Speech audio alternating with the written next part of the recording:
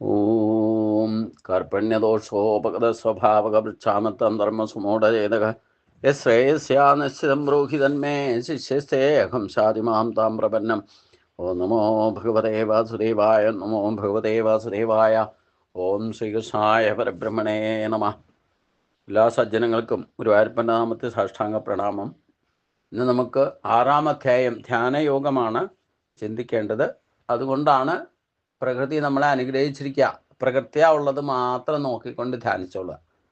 മഴ പെയ്യുമ്പോൾ ആ മഴയെ ധ്യാനിച്ചോളുക, ഇടി വെട്ടുമ്പോൾ അതിനെ ധ്യാനിച്ചോളുക. അതാണ് ധ്യാനയോഗം. യോഗാരൂഢൻ്റെ വർണ്ണനയും ധ്യാനയോഗ സാധന, യോഗയുക്തൻ്റെ സർവാത്മ ഐക്യദർശനം, മനസ്സിനെ അടക്കൽ, ഭക്തിയുക്തനായിരിക്കുന്ന കർമ്മയോഗിയുടെ ശ്രേഷ്ഠത എന്നിവയാണ് 6-ാം അധ്യായത്തിൽ പ്രധാനമായിട്ട് വർണ്ണിക്കുന്നത്. ശ്രീ ഭഗവാന് വാച അനാശ്രിത കർമ്മഫലം കാര്യം കർമ്മ കരോതിയ സ സന്യാസീം ച യോഗീം ച ന നിരഗ്നൻ നചാക്രിയ. ശ്രീ ഭഗവാൻ പറഞ്ഞു, കർമ്മഫലം അനാശ്രിത യാ കാര്യം കർമ്മ കരോതി.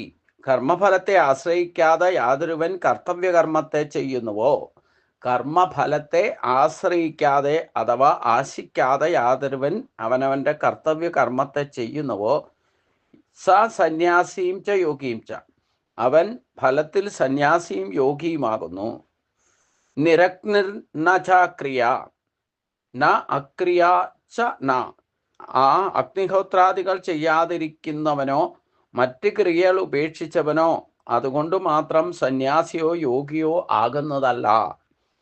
കർമ്മഫലത്തെ ഇച്ഛിക്കാതെ, ഇവിടെ കർമ്മഫലത്തെ ആശ്രയിക്കാതെ എന്നുദ്ദേശിക്കുന്നത് കർമ്മഫലത്തെ ഇച്ഛിക്കാതെ എന്ന് തന്നെ.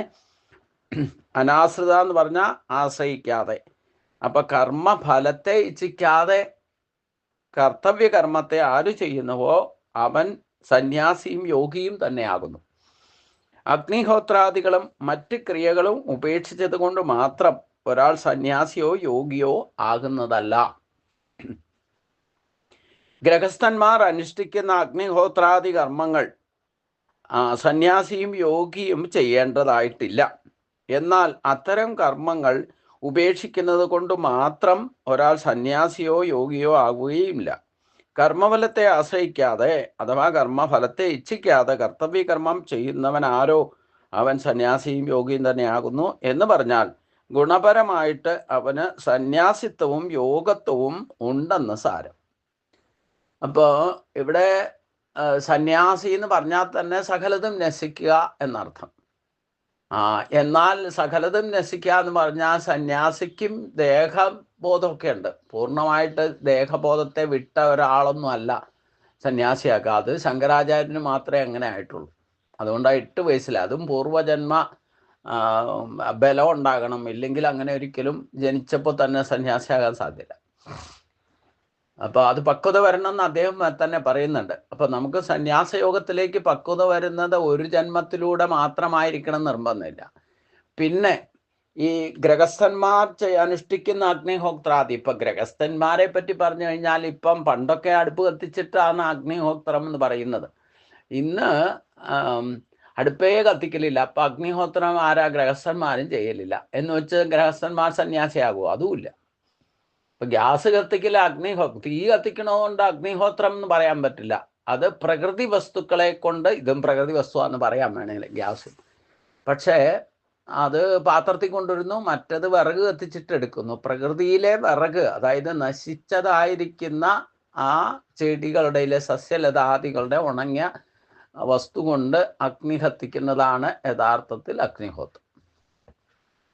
അപ്പം ആ അഗ്നിഹോത്രം ചെയ്യാതിരിക്കൽ കൊണ്ട് സന്യാസിയൊന്നും ആകില്ല. ഇപ്പം ഗൃഹസ്ഥന്മാരും ശരിക്കും വിറക് കത്തിക്കലൊക്കെ ഉപേക്ഷിച്ചു. അപ്പം അങ്ങനെയാണെന്ന് വെച്ച് കഴിഞ്ഞാൽ ഗൃഹസ്ഥന്മാരും സന്യാസിയാകുമോ? യോഗിയാകുമോ? ഇല്ല തന്നെ. അനുഷ്ഠിക്കുന്ന അഗ്നിഹോത്രാദി കർമ്മങ്ങൾ സന്യാസിയും യോഗിയും ചെയ്യേണ്ടതായിട്ടില്ല. എന്നാൽ അത്തരം കർമ്മങ്ങൾ ഉപേക്ഷിക്കുന്നതുകൊണ്ട് മാത്രം ഒരാൾ സന്യാസിയോ യോഗിയാകുന്നല്ല. പിന്നെ എങ്ങനെയാണ് സന്യാസിയും യോഗിയും ആകുക? അതുകൊണ്ട് യം സന്യാസം ഇതി പ്രാഹുർ യോഗം തം വിധി പാണ്ഡവ നഖ്യ സന്യസ്യ സങ്കല്പോ യോഗി ഭവതി കശ്ചിന. ഹേ പാണ്ഡവ, ഹേ അർജുന എന്ന അർത്ഥത്തിലാണ് പാണ്ഡവൻ എന്ന് പറയുന്നത്. യം സന്യാസം ഇതി പ്രാഹു, യാതൊന്നിനെ സന്യാസം എന്ന് പറയുന്നുവോ തം യോഗം വിദ്ധി, അതിനെ യോഗം എന്നറിഞ്ഞാലും. ഹീസ് അസന്യസ്ത സങ്കല്പോ, എന്തെന്നാൽ സങ്കല്പങ്ങളെ ത്യജിക്കാത്ത കശ്ചിന യോഗി ന ഭവതി, ഒരാളും യോഗിയായി ഭവിക്കുന്നില്ല. അല്ലയോ അർജുന, യാതൊന്നിനെയാണോ സന്യാസം എന്ന് പറയുന്നത് അത് തന്നെയാണ് യോഗം എന്നറിഞ്ഞാലും. എന്തെന്നാൽ സങ്കല്പങ്ങളെ ഉപേക്ഷിക്കാത്ത ഒരുവനും യോഗിയായി തീരുന്നതല്ല. ചഞ്ചലമായ മനസ്സിൻ്റെ വ്യാപാര വിശേഷങ്ങളാണ് സങ്കല്പങ്ങൾ എന്ന് പറയുന്നത്. അവയെ ത്യജിക്കാതെ ഒരാളും യോഗിയായി തീരില്ല. നമ്മൾ എന്ത് ചെയ്യാൻ പുറപ്പെട്ടാലും എന്തെങ്കിലുമൊക്കെ മനസ്സിൽ പൊങ്ങി വരും. അതാണ് ഏറ്റവും വലിയ കുഴപ്പം. അപ്പം നമുക്ക് യോഗത്തിൽ, ഈ യോഗം എന്ന് പറഞ്ഞാൽ എന്താ? ഈശ്വര ശക്തിയെ നമ്മുടെ ശരീരത്തിലെ ശക്തികളുമായിട്ട് യോജിപ്പിക്കുക. അതിനാധാരമായിരിക്കുന്നത് ജീവൻ തന്നെ ആണെങ്കിലും നമ്മുടെ ഭൗതികമായിട്ടുള്ള ഈ ശരീരം ഭൗതികമായ ബന്ധത്തിലായിരിക്കും നിലനിൽക്കുക എപ്പോഴും. അതിന് ഭൗതികതയോടെ ആയിരിക്കും മനസ്സെപ്പോഴും രമിക്കുന്നത്. ഭൗതിക വസ്തുക്കളോടും ഭൗതിക കാഴ്ചകൾ പഞ്ചേന്ദ്രിയങ്ങളൊക്കെ പുറത്തെ വ്യാപരിക്കും. അപ്പം അതിനെ ഒതുക്കി ഉള്ളിലുള്ള ഈശ്വരീയ ശക്തിയെ യോജിപ്പിക്കണം. അപ്പോഴാണ് യോഗാരൂഢനാകുക, ഇല്ലേ സന്യാസിയാകുക, രണ്ടും ഒന്ന് തന്നെ.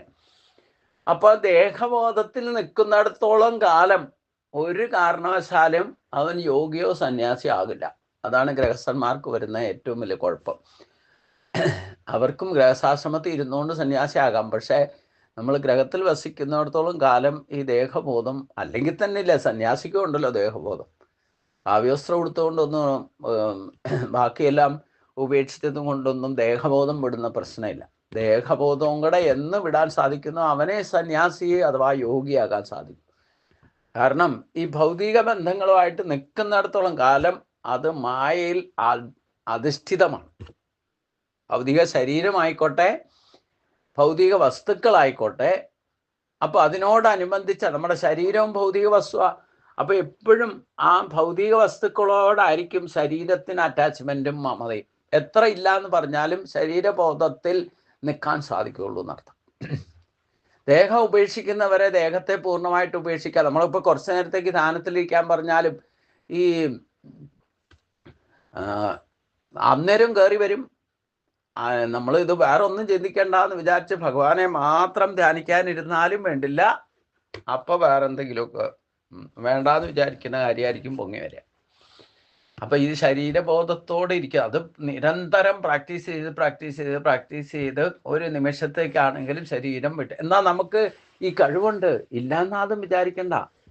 നമ്മൾ സ്ഥലകാല ബോധം ഇല്ലാതെ പല കാര്യങ്ങളും സുഷുപ്തി കിടന്നുറങ്ങുന്നുണ്ട്.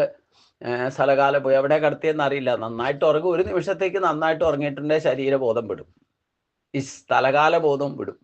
അങ്ങനെ നമ്മൾ ചെയ്യുന്നുണ്ട്. ഈ പിന്നെ അതുപോലെ തന്നെ ഏറ്റവും നമുക്ക് മനസ്സിലായി, പണ്ടാണെങ്കിൽ ഈ എന്താ പറഞ്ഞ മംഗളവും മനോരമയും ഒക്കെ മാസിക വരുമ്പം അതിലെ കഥയിലോ നോവലിലോ അത് കാത്തിരുന്ന് വാങ്ങിയിട്ട് അത് ഇരുന്ന് വായിക്കുന്ന ഒരു രീതിയൊക്കെ ഉണ്ടായിരുന്നു ഒരു കാലത്ത്.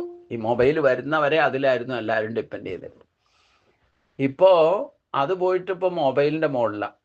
അപ്പോൾ മൊബൈലാണെങ്കിലും വേണ്ടില്ല, നമുക്ക് ഇരുട്ടത്താണെങ്കിലും ചാർജ് ഉണ്ടെങ്കിൽ അത് വർക്ക് ചെയ്യുമല്ലോ. അപ്പോൾ ചിലപ്പം കിടന്നുറങ്ങുന്ന സമയത്ത് ബെഡ്ഷീറ്റിനകത്ത് വരെ മൊബൈൽ നോക്കിക്കൊണ്ടിരിക്കും ഉറക്കം വരുന്നവരെ. അത് ഇഷ്ടമുള്ളതാണെന്നുണ്ടെങ്കിൽ ഉറക്കവും വിട്ടിട്ട് നോക്കും. അപ്പോൾ നമുക്ക് എന്തുപേക്ഷിക്കണമെങ്കിലും ഉള്ള കപ്പാസിറ്റി ഒക്കെ ഉണ്ട്. അതാണ് മനുഷ്യൻ ശ്രദ്ധാമയനാണെന്ന് ഭഗവാൻ പറയുന്നതും. ശ്രദ്ധ എന്തിലാണ് ശ്രദ്ധ, അപ്പോൾ ബാക്കിയുള്ളതൊക്കെ ഉപേക്ഷിക്കും. നല്ലോണം ശ്രദ്ധ എന്തിലുണ്ടോ അപ്പോൾ ബാക്കിയുള്ളതെല്ലാം ഉപേക്ഷിക്കും, യാതൊരു സംശയവുമില്ല. അപ്പം ഈ ഭൗതികമായിട്ട് ചിന്തയിലും വാക്കിലും പ്രവൃത്തിയിലും നമുക്ക് ഏതെങ്കിലും വിധത്തിൽ ബന്ധമുണ്ടായാൽ അവൻ യോഗിയോ സന്യാസി ആകില്ല എന്നർത്ഥം. യോഗി തന്നെയാണ് സന്യാസി, സന്യാസി തന്നെയാണ് യോഗി.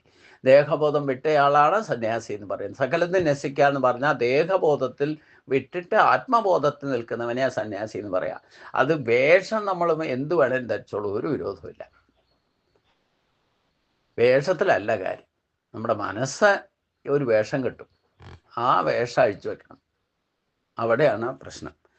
അപ്പം അതുകൊണ്ട് ചഞ്ചലമായ മനസ്സിൻ്റെ വ്യാപാര വിശേഷങ്ങളാണ് സങ്കല്പങ്ങൾ. അവയെ ത്യജിക്കാതെ ഒരാളും യോഗിയോ സന്യാസിയോ ആയിത്തീരുന്നതല്ല. അതാണ് ഏറ്റവും വലിയ പക്വത. യോഗിയാകണമെങ്കിലും സന്യാസിയാകണമെങ്കിലും യോഗ്യത ഒന്ന് തന്നെയാണ്. അർഹത എല്ലാവർക്കും ഉണ്ട്. അർഹത യോഗ്യതയല്ല. യോഗ്യത നമ്മൾ നേടണം. അത് ഒരു ജന്മത്തിൽ ഒരു ദിവസം കൊണ്ട്, ഇപ്പം നാളെ നമുക്ക് സുപ്രഭാതി, നാളെ സന്യാസിയാകാം, ഇല്ലേ യോഗിയാകാം എന്ന് വിചാരിച്ചാൽ ആർക്കും ആകാൻ സാധിക്കില്ല. അതിനൊരു അനുഭവ പരിചയത്തിലൂടെ, അനുഭവത്തിലൂടെ തന്നെ ഓരോന്നോരോ, നിങ്ങൾക്ക് എന്തെങ്കിലും ആഗ്രഹം ഉണ്ടെങ്കിൽ അത് അനുഭവിച്ച് തീർക്കുക. അപ്പം ഇനി അത് വേണ്ടാന്ന് സ്വയം അനുഭവത്തിലൂടെ ഇതെനിക്ക് പറ്റിയതല്ല എന്ന് തോന്നണം. അതുവരെ യോഗത്തിലെത്താൻ സാധ്യത. അത് ഏത് വിഷയമായാലും വേണ്ട, ഭൗതികമായിട്ടുള്ള ഏത് വിഷയത്തിലാണെങ്കിലും വേണ്ടില്ല. അതാണ് സങ്കല്പങ്ങൾ. തിളച്ച് വരും. സമുദ്ര തീരത്ത് പോയിരുന്ന തിരമാല വരുന്ന പോലെയാ. ഒന്ന് തീരുമ്പോൾ ഒന്ന് നമുക്ക് തീർന്നു എന്ന് വിചാരിക്കും, പക്ഷെ അപ്പോഴത്തേനും പിന്നെ വേറെ എന്തെങ്കിലും പുതിയതായിട്ട് വരും.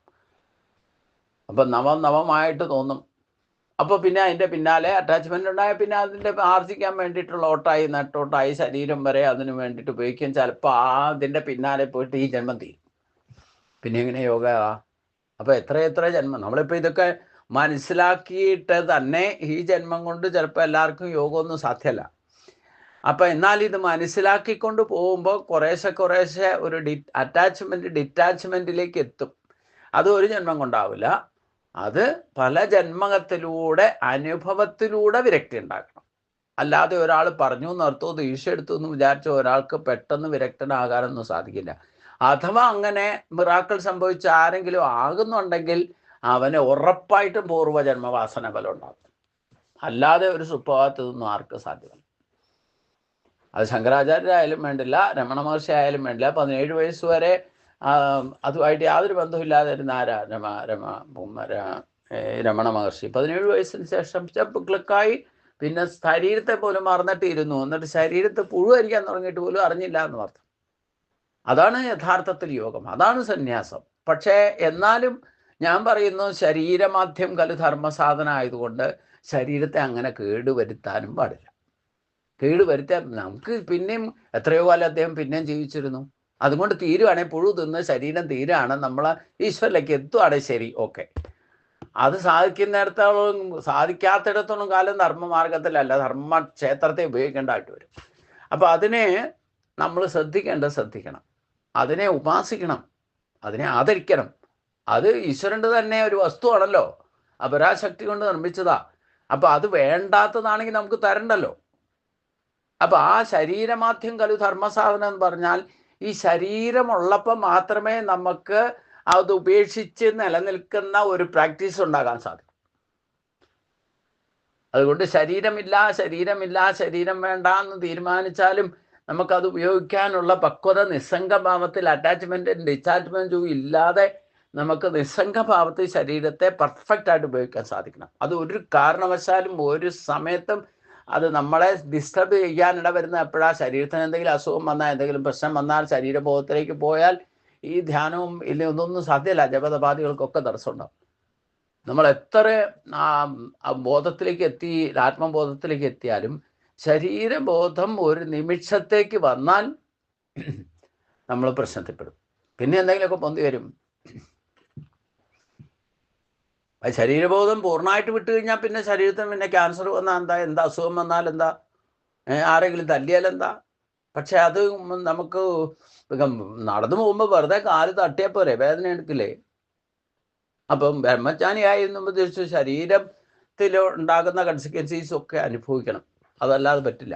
അതൊരു നിസ്സംഗ ഭാവത്തിൽ എടുക്കാൻ പ്രാക്ടീസ് ചെയ്താലേ പറ്റൂ. അതിലൊന്നും ഭ്രമിക്കാതെ അയ്യോ പാവേ എന്ന് പറഞ്ഞ് കരഞ്ഞുകൊണ്ടിരിക്കാതെ, അഥവാ ശരീര ആരോഗ്യം ഉണ്ടെങ്കിൽ എനിക്ക് യാതൊരു കുഴപ്പമില്ല എന്ന് പറഞ്ഞ് അഹങ്കരിച്ച് നടക്കുന്നത്, ഇതൊക്കെ അറ്റാച്ച്മെൻറ്റ് കൊണ്ടുണ്ടാകുന്നതാണ് ഈ കോഴ്സൊക്കെ. അപ്പോൾ നമുക്ക് ഏതൊക്കെ തരത്തിലാണ് ഇതിനെ പൊന്തി വരുന്നതെന്ന് പറയാം. മുള പൊട്ടുന്ന പോലെ പൊന്തി വരും. അപ്പം അത് പ്രാക്ടീസ് ചെയ്ത് കുറേശ്ശെ നമ്മൾ ഓരോന്നായിട്ട് നിസ്സംഗഭാവത്തിലേക്ക് എത്തണം, ന്യൂട്രലായിട്ട് നിൽക്കാൻ പഠിക്കണം.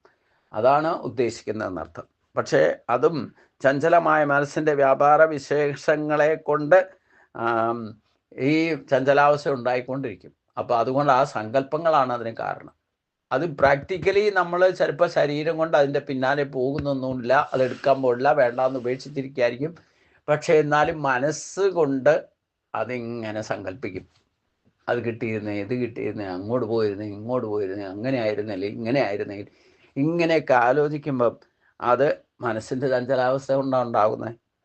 അപ്പോൾ വെറുതെ ഇരുന്നിട്ടായിരിക്കും ചിന്തിക്കണേ, ശരീരം കൊണ്ടൊന്നും ചെയ്യുന്നുണ്ടാവില്ല. പക്ഷേ ഈ വ്യാപാര വിശേഷങ്ങളാണ് സങ്കല്പങ്ങൾ എന്ന് പറയുന്നത്. അവയെ ത്യജിക്കാതെ ഒരിക്കലും യോഗിയായി തീരില്ല എന്നാണ് പറഞ്ഞതിൻ്റെ കാര്യം. അതുകൊണ്ട് ആര് രോഷോ മുനുയോഗം കർമ്മ കാരണമുച്ചതേ യോഗാരൂഢസ ദസൈവ ശമ കാരണമുച്ചതേ. യോഗം ആര് രൂക്ഷോ മുനേ, യോഗത്തെ ആരോഹണം ചെയ്യാൻ ഇച്ഛിക്കുന്ന മുനിക്ക് കർമ്മകാരണമുച്ചതേ, കർമ്മം കാരണം, അതായത് കർമ്മം ഉപായമാണ് എന്ന് പറയപ്പെടുന്നു. അതായത് കർമ്മത്തിലൂടെ മാത്രമേ കർമ്മത്തെ ഉപേക്ഷിക്കാൻ സാധിക്കൂ എന്ന് വെച്ചാൽ കർമ്മത്തെ മാത്രമേ കർമ്മം ചെയ്യാൻ ബാക്കിയുള്ളത് ചെയ്തു തീർക്കണം എന്നർത്ഥം. അപ്പോൾ കർമ്മത്തിലൂടെ മാത്രമേ കർമ്മശുദ്ധി വരുന്നത്. അതാണ് കർമ്മ കാരണമാണ്, കർമ്മം ആണ് ഉപായം എന്തിന് ശുദ്ധി വരാൻ വേണ്ടിയിട്ട്. യോഗാഡൂസ് തസൈവ, യോഗത്തിൽ ആരോഹണം ചെയ്യാൻ ഇച്ഛിക്കുന്ന ആൾക്ക് കർമ്മം കൊണ്ട് തന്നെ കർമ്മശുദ്ധി നേടണം എന്ന് വെച്ചാൽ പൂർവജന്മാർജിതമായിട്ടുള്ള കർമ്മം നമ്മുടെ സ്വഭാവത്തിലുണ്ടാകും. അതെന്തൊക്കെയാണോ ബാക്കിയുള്ളത് കൊണ്ടാണ് നമ്മൾ ശരീരം എടുത്ത് വീണ്ടും വന്നിരിക്കുന്നത്, ഉറപ്പിച്ചുകൊള്ളണം. പുതിയതായിട്ടൊന്നും ചെയ്യാനല്ല വന്നിരിക്കുന്നത്, പഴയതൊക്കെ കടം തീർക്കാൻ വേണ്ടിയിട്ടാണ് വന്നത് എന്നുറപ്പിച്ചോളണം. ഈ ജന്മത്തിൽ ഏത് തരത്തിലുള്ള അനുഭവം നിങ്ങൾക്ക് ഉണ്ടാകുന്നുണ്ടെങ്കിൽ, സുഖവും ദുഃഖവും ഒക്കെ ഉണ്ടാകുന്നുണ്ടെങ്കിൽ അതൊക്കെ പൂർവ്വജന്മാർജിതല്ല. ഈ ജന്മത്തിൽ നമ്മുടെ ഈ പറയുന്ന സുഖവും ദുഃഖവും ഒന്നും പ്രൊഡക്റ്റ് ചെയ്യാതിരിക്കുകയും വേണം, പഴയത് അനുഭവിച്ച് തീർക്കുക. അപ്പോഴേ കർമ്മശുദ്ധി വരൂ. അപ്പം അത് കർമ്മം കൊണ്ടല്ലാൻ സാധിക്കില്ല, നമ്മൾ ചെയ്യാൻ ബാക്കിയുള്ളത് ചെയ്തു തീർക്കണ്ടേ. അപ്പം അതുകൊണ്ട് കർമ്മ കാരണമുച്ചതേ യോഗാരൂഢസ്യ തസ്സൈവ സമകാരണമുച്ചതേ. അതുകൊണ്ട് യോഗാരൂഢസ്യ തസ്സൈവ, യോഗത്തിൽ ആരോഹണം ചെയ്യുന്ന ആൾക്ക്, ചെയ്ത ആൾക്ക് ശമകാരണമുച്ചതേ, ശമമാണ് ഉപായം എന്ന് പറയപ്പെടുന്നു. യോഗത്തെ ആരോഹണം ചെയ്യാൻ ഇച്ഛിക്കുന്ന മുനിക്ക് ഉപായം നിഷ്കാമകർമ്മവും. നിഷ്കാമകർമ്മം എന്ന് പറഞ്ഞാൽ ഈ കർമ്മത്തിൽ ശുദ്ധി വരാൻ ഏറ്റവും എളുപ്പമാണ് ഫലേച്ഛ ഇല്ലാതെ കർമ്മം, ആഗ്രഹങ്ങളില്ലാതെ കർമ്മം ചെയ്യുന്നതിനെയാണ് നിഷ്കാമകർമ്മം എന്ന് പറയുന്നത്. അപ്പം അങ്ങനെ ആരൂഢനായ ഈ യോഗത്തിൽ നിഷ്കാമകർമ്മത്തിൽ ആരൂഢനായിരിക്കുന്ന യോഗിക്ക് ഉപായം ശമവും എന്ന് പറയപ്പെടുന്നു. ശമം കാമക്രോധാദികൾ ഇല്ലാത്ത നിലയാണ്. ചിത്തവിക്ഷേപങ്ങൾ കാരണമായിരിക്കുന്ന കർമ്മങ്ങൾ ധ്യാനയോഗി ത്യജിക്കണം. അതായത് വികാര വിചാരങ്ങൾക്ക് അടിമയാകാൻ സാധ്യതയുള്ള കർമ്മങ്ങൾ ആദ്യം ഉപേക്ഷിക്കണം. നമ്മളെന്തെങ്കിലും ചെയ്തിട്ട് ഉദ്ദേശിക്കുന്ന ഫലം കിട്ടിയിട്ടില്ലെങ്കിൽ ദേഷ്യം വരും. അപ്പം അങ്ങനെയുള്ള ആഗ്രഹങ്ങൾക്ക് മുകളിൽ കർമ്മം ചെയ്താൽ അത് ഇച്ഛിക്കുന്ന പോലെ കൂലി കിട്ടിയില്ലെങ്കിൽ ദേഷ്യം വരും. അപ്പം അത് കൂടുതൽ ബന്ധനത്തിലേക്ക് പ്രതികരിക്കാനൊക്കെ പോയി കഴിഞ്ഞാൽ കൂടുതൽ ബന്ധനത്തിലേക്ക് പെടുകയും ചെയ്യും. അതുകൊണ്ട് യോഗാരൂഢനാകണം എന്നിച്ഛിക്കുന്ന വ്യക്തി എന്ത് ചെയ്യണം? നിഷ്കാമകർമ്മം ചെയ്യണം. ആഗ്രഹങ്ങളില്ലാതെ കർമ്മം ചെയ്യണം. ചെയ്താലും ശരി, ചെയ്തില്ലേലും ശരി, കിട്ടിയാലും ശരി, കിട്ടിയില്ലേലും ശരി. അതാണ് യോഗാരൂഢസ്യ അല്ലേ. രണ്ടാം അധ്യായത്തിൽ പറഞ്ഞില്ലേ, കർമ്മണോ ഹി വിബോധവ്യം ബോധവ്യം ച വികർമ്മണാഹ കർമ്മണ ച ബോധവ്യം ഗഗനാകർമ്മണോ ഗതി. അത് കഴിഞ്ഞിട്ട് പറഞ്ഞു സിദ്ധ്യോ സമോ പുത്ത സമത്വം യോഗോച്ചതേ. അതുകൊണ്ട് ശമം കാമക്രോധ വികാര വിചാരങ്ങൾ നമ്മൾ ഉച്ചയ്ക്കുന്ന പോലെ കാര്യങ്ങൾ നടന്നില്ലെങ്കിൽ ചിലപ്പോൾ ദേഷ്യം വരും എന്നർത്ഥം. ഇല്ലെങ്കിൽ അനിച്ഛയുണ്ട്, ഏതെങ്കിലും തരത്തിലുള്ള വികാരത്തിന് അടിമയായി. അതുകൊണ്ടാണ് ആഗ്രഹങ്ങളെ ഉപേക്ഷിച്ചുകൊണ്ട്, ആഗ്രഹങ്ങളൊന്നും ഇല്ലാതെ ചെയ്യാനുള്ള കർത്തവ്യകർമ്മം ചെയ്യണം. അതാണ് ചെയ്യേണ്ടത്. അതുകൊണ്ട് അതൊരു പ്രാക്ടീസാണ്. അത് നമുക്ക് പെട്ടെന്നൊന്നും മാറ്റം വരുത്താൻ സാധ്യം. നമ്മൾ എന്ത് ചെയ്താലും, ചിന്തിച്ചാലും, പറഞ്ഞാലും, പ്രവർത്തിച്ചാലും അതിൻ്റെ ഒന്നും ഫലമിച്ച കാമ്യകർമ്മങ്ങൾ എന്ന് പറഞ്ഞാൽ എന്താ? ആഗ്രഹം, ഇന്നത് സാധിക്കണം എന്നുദ്ദേശിച്ചുകൊണ്ട് ചെയ്യുന്ന കർമ്മങ്ങളെയാണ്, ഇത്ര കൂലി കിട്ടണം, ഇന്നത് കിട്ടണം എന്നുദ്ദേശിച്ചുകൊണ്ട് ചെയ്യുന്ന കർമ്മങ്ങളെയാണ് കാമ്യകർമ്മങ്ങൾ എന്ന് പറയുന്നത്. നിഷ്കാമകർമ്മം എന്ന് പറഞ്ഞാൽ കിട്ടിയാൽ കിട്ടി, കിട്ടിയില്ലേ കിട്ടില്ല. സിദ്ധ്യോ സമോ പുത്ത സമത്വം യോഗോച്ചത്. ആ ഒരു ആറ്റിറ്റ്യൂഡ് നമുക്ക് ഉണ്ടാക്കിയെടുക്കണം. എങ്കിൽ മാത്രമേ അവന് യോഗാരൂഢനാകാൻ ഇച്ഛിക്കുന്നുവെങ്കിൽ അവന് ഈ കണ്ടീഷൻസ് ഒക്കെ പാലിക്കുന്നുണ്ട്. അത് ചെയ്യുന്നില്ലെങ്കിൽ പ്രശ്നമൊന്നുമില്ല. എന്താന്ന് വെച്ചാൽ ഇഷ്ടമുള്ള പോലെ ചെയ്തോളൂ. അപ്പം തൽക്കാലത്തേക്ക് ഇതൊന്ന് അറിഞ്ഞിരിക്കുക എന്ന് മാത്രം. നമുക്ക് പെട്ടെന്ന് ഇതിലേക്ക് മാറാനൊന്നും പറ്റില്ല, കുറേശ്ശെ മാറാൻ പറ്റും. യഥാഹിൻ ഇന്ദ്രിയാർത്ഥേഷു ന കർമ്മ സനുഷ്ഠിതേ സർവസങ്കല്പ സന്യാസി യോഗാരൂഢസ്തോച്യതേ. യഥാ ഇന്ദ്രിയാർത്ഥേഷു കർമ്മസു, എപ്പോൾ ഇന്ദ്രിയ വിഷയങ്ങളിലും കർമ്മങ്ങളിലും ന അനുഷ്ഠ്യതേ ആസക്തി വയ്ക്കുന്നില്ലയോ, തഥാ സർവസങ്കല്പ സന്യാസീസ, അപ്പോൾ സർവസങ്കല്പങ്ങളെയും ത്യജിച്ചിരിക്കുന്ന അവൻ യോഗാരൂഢ ഉച്ചതേ, യോഗാരൂഢൻ എന്ന് പറയപ്പെടുന്നു. എപ്പോഴാണോ ഇന്ദ്രിയ വിഷയങ്ങളിലും അവയ്ക്കായുള്ള കർമ്മങ്ങളിലും ആസക്തി വയ്ക്കുന്നില്ലയോ, അപ്പോൾ സർവകർമ്മങ്ങളെയും ഉപേക്ഷിച്ച അയാൾ യോഗാരൂഢൻ എന്ന് പറയപ്പെടുന്നു. അപ്പം നമ്മൾ യോഗാരൂഢനാണോ ഇല്ലയോ എന്ന് നമ്മൾ അനലൈസ് ചെയ്ത് കണ്ടുപിടിച്ചോളണം. അതിനു വേണ്ടിയിട്ട് അത് പറയണേ. അപ്പം നമ്മൾ അങ്ങനെയാണോ? എങ്ങനെ? എപ്പോൾ ഇന്ദ്രിയ വിഷയങ്ങളിലും അവയ്ക്കായുള്ള കർമ്മങ്ങളും ആസക്തി വയ്ക്കുന്നില്ലയോ, അതായത് കണ്ടതിൻ്റെ പിന്നാലെയും കേട്ടതിൻ്റെ പിന്നെ ഏറ്റവും കുഴപ്പമുണ്ടാക്കുന്ന ഈ കാഴ്ചശക്തിയും കേൾവിശക്തിയാണ്. അതുകൊണ്ട് അതിനെ നിയന്ത്രിച്ചാൽ തന്നെ 50% നമ്മുടെ ബാക്കി ഇന്ദ്രിയങ്ങളൊക്കെ അതിൻ്റെ പിന്നിലേ നിൽക്കൂ. അപ്പോൾ ഏറ്റവും സൂക്ഷിക്കേണ്ടത് എന്താ? കണ്ടതിൻ്റെ ഇല്ല കേട്ടതിൻ്റെ പിന്നാലെ പോവുക. ശരീരം കൊണ്ട് പോയില്ലേലും വേണ്ടില്ല, ഇരിക്കുന്നിടത്തിരുന്നുകൊണ്ട് മനസ്സുകൊണ്ട് പോകും. അതിനെയും കൂടെ ഉപേക്ഷിക്കണം. അതാണ് സങ്കല്പം. മനസ്സിൻ്റെ പ്രാക്ടിക്കലി ശരീരം കൊണ്ട് ചെയ്യാതെ മനസ്സുകൊണ്ട് കോട്ട കെട്ടുന്നതിനെയാണ് സങ്കല്പങ്ങൾ എന്ന് പറയുന്നത്. അതുകൊണ്ട് അയാൾ യോഗാരൂഢൻ എന്ന് പറയപ്പെടുന്നു. അപ്പൊ സങ്കല്പങ്ങളെയും കൂടെ ഉപേക്ഷിക്കണം. മനസ്സുകൊണ്ടുള്ള വികാരങ്ങൾ ഉണ്ടാക്കാൻ, പ്രക്ഷോഭം ഉണ്ടാക്കാൻ കഴിവുള്ള ചില സംഗതികളൊക്കെ ഉണ്ട്. അതിൻ്റെ പിന്നാലെ നമ്മൾ ആഗ്രഹിച്ചാൽ അതിന് പ്രത്യക്ഷത്തിൽ ആരെങ്കിലും തടസ്സം വന്നാൽ മതി, അപ്പോൾ നമുക്ക് ദേഷ്യം വരും. പറയുമ്പം ധാർമ്മിക രോഷ പ്രകടമാക്കുന്നതിന് പറയും. തന്നെ ഉദ്ദേശിക്കുന്ന കാര്യം അവനെ സംബന്ധിച്ചിടത്തോളം ധർമ്മമാണ്. അതിന് എതിരായിട്ട് ആര് നിന്നാലും ധാർമ്മിക രോഷം ഉണ്ടാവും.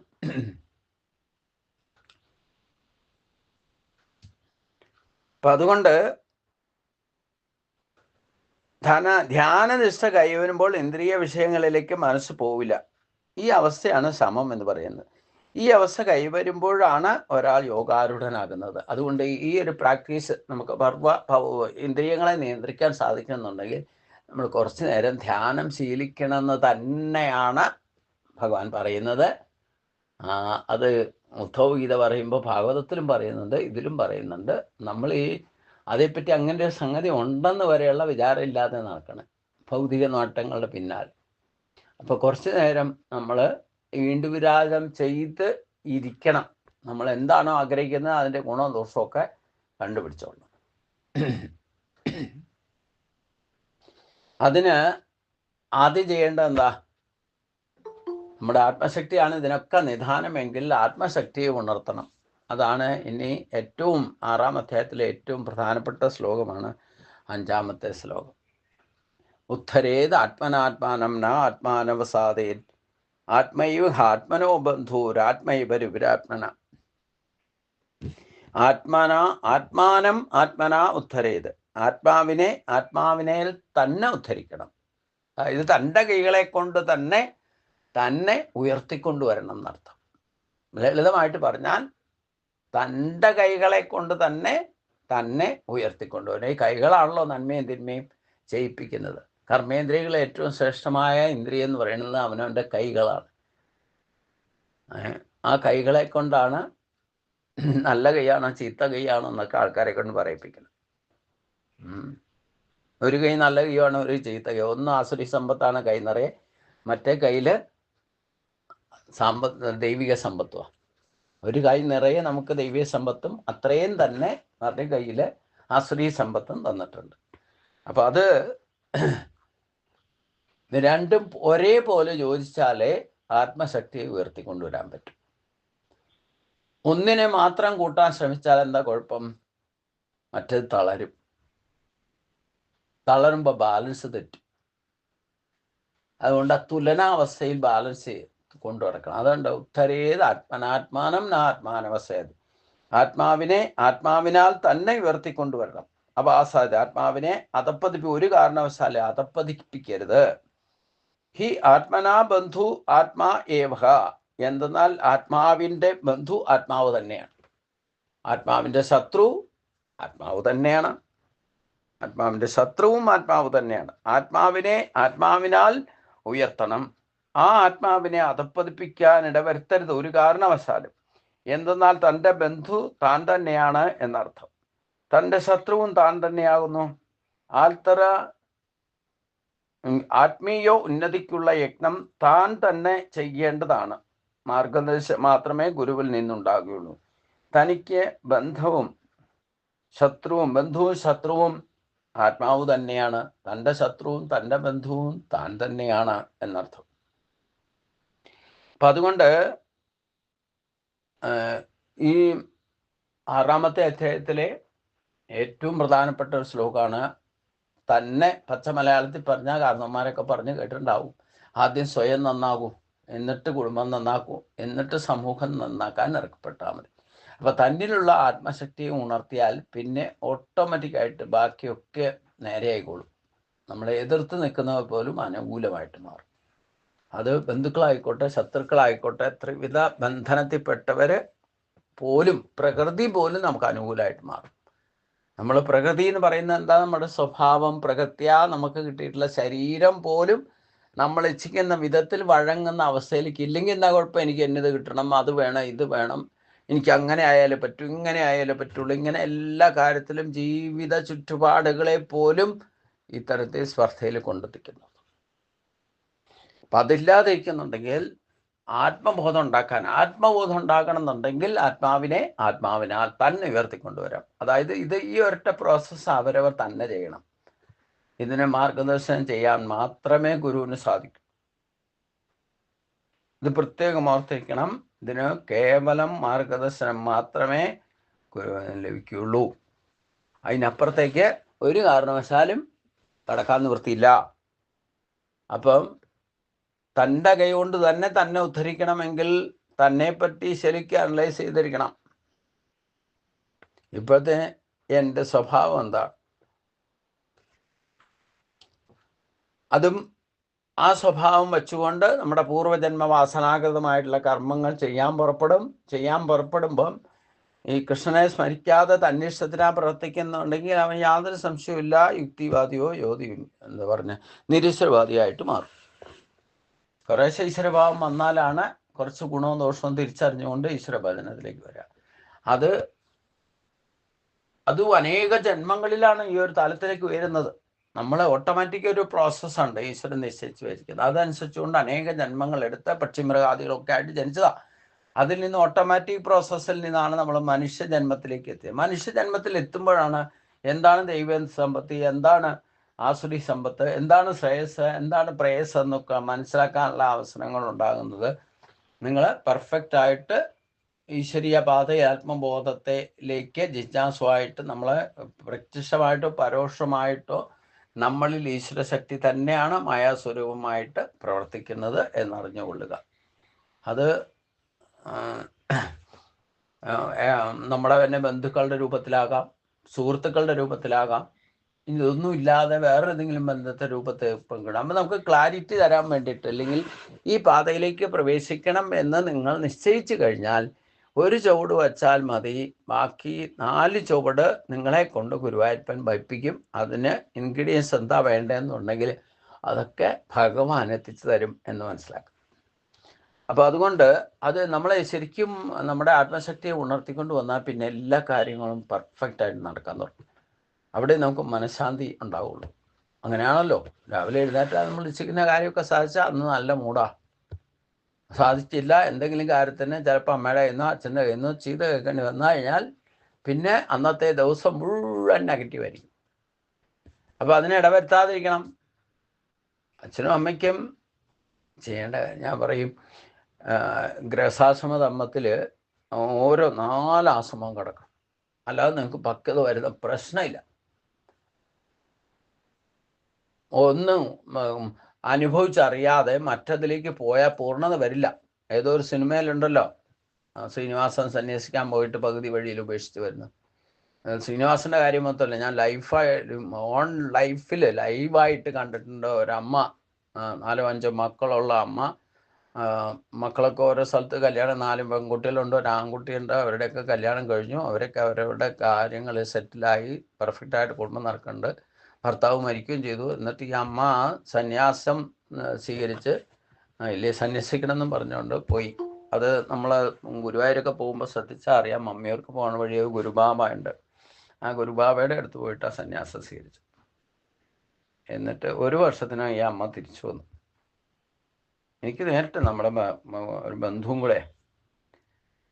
അപ്പം ഇങ്ങനെയൊക്കെ സന്യാസത്തിന് സ്വീകരിച്ചാൽ അപക്വത വരാതെ പോയത് കൊണ്ടാണ്, കർത്തവ്യകർമ്മങ്ങൾ തീരാതെ പോയത് കൊണ്ടാണ് തിരിച്ചു വരേണ്ടി വന്നത്. സന്യാസം സ്വീകരിച്ചിട്ട് വരെ അടുത്ത ജന്മത്തിൽ ചിലപ്പോൾ തിരിച്ച് ഗ്രഹസ്ഥാശ്രമത്തിലേക്ക് വരേണ്ടി വരും.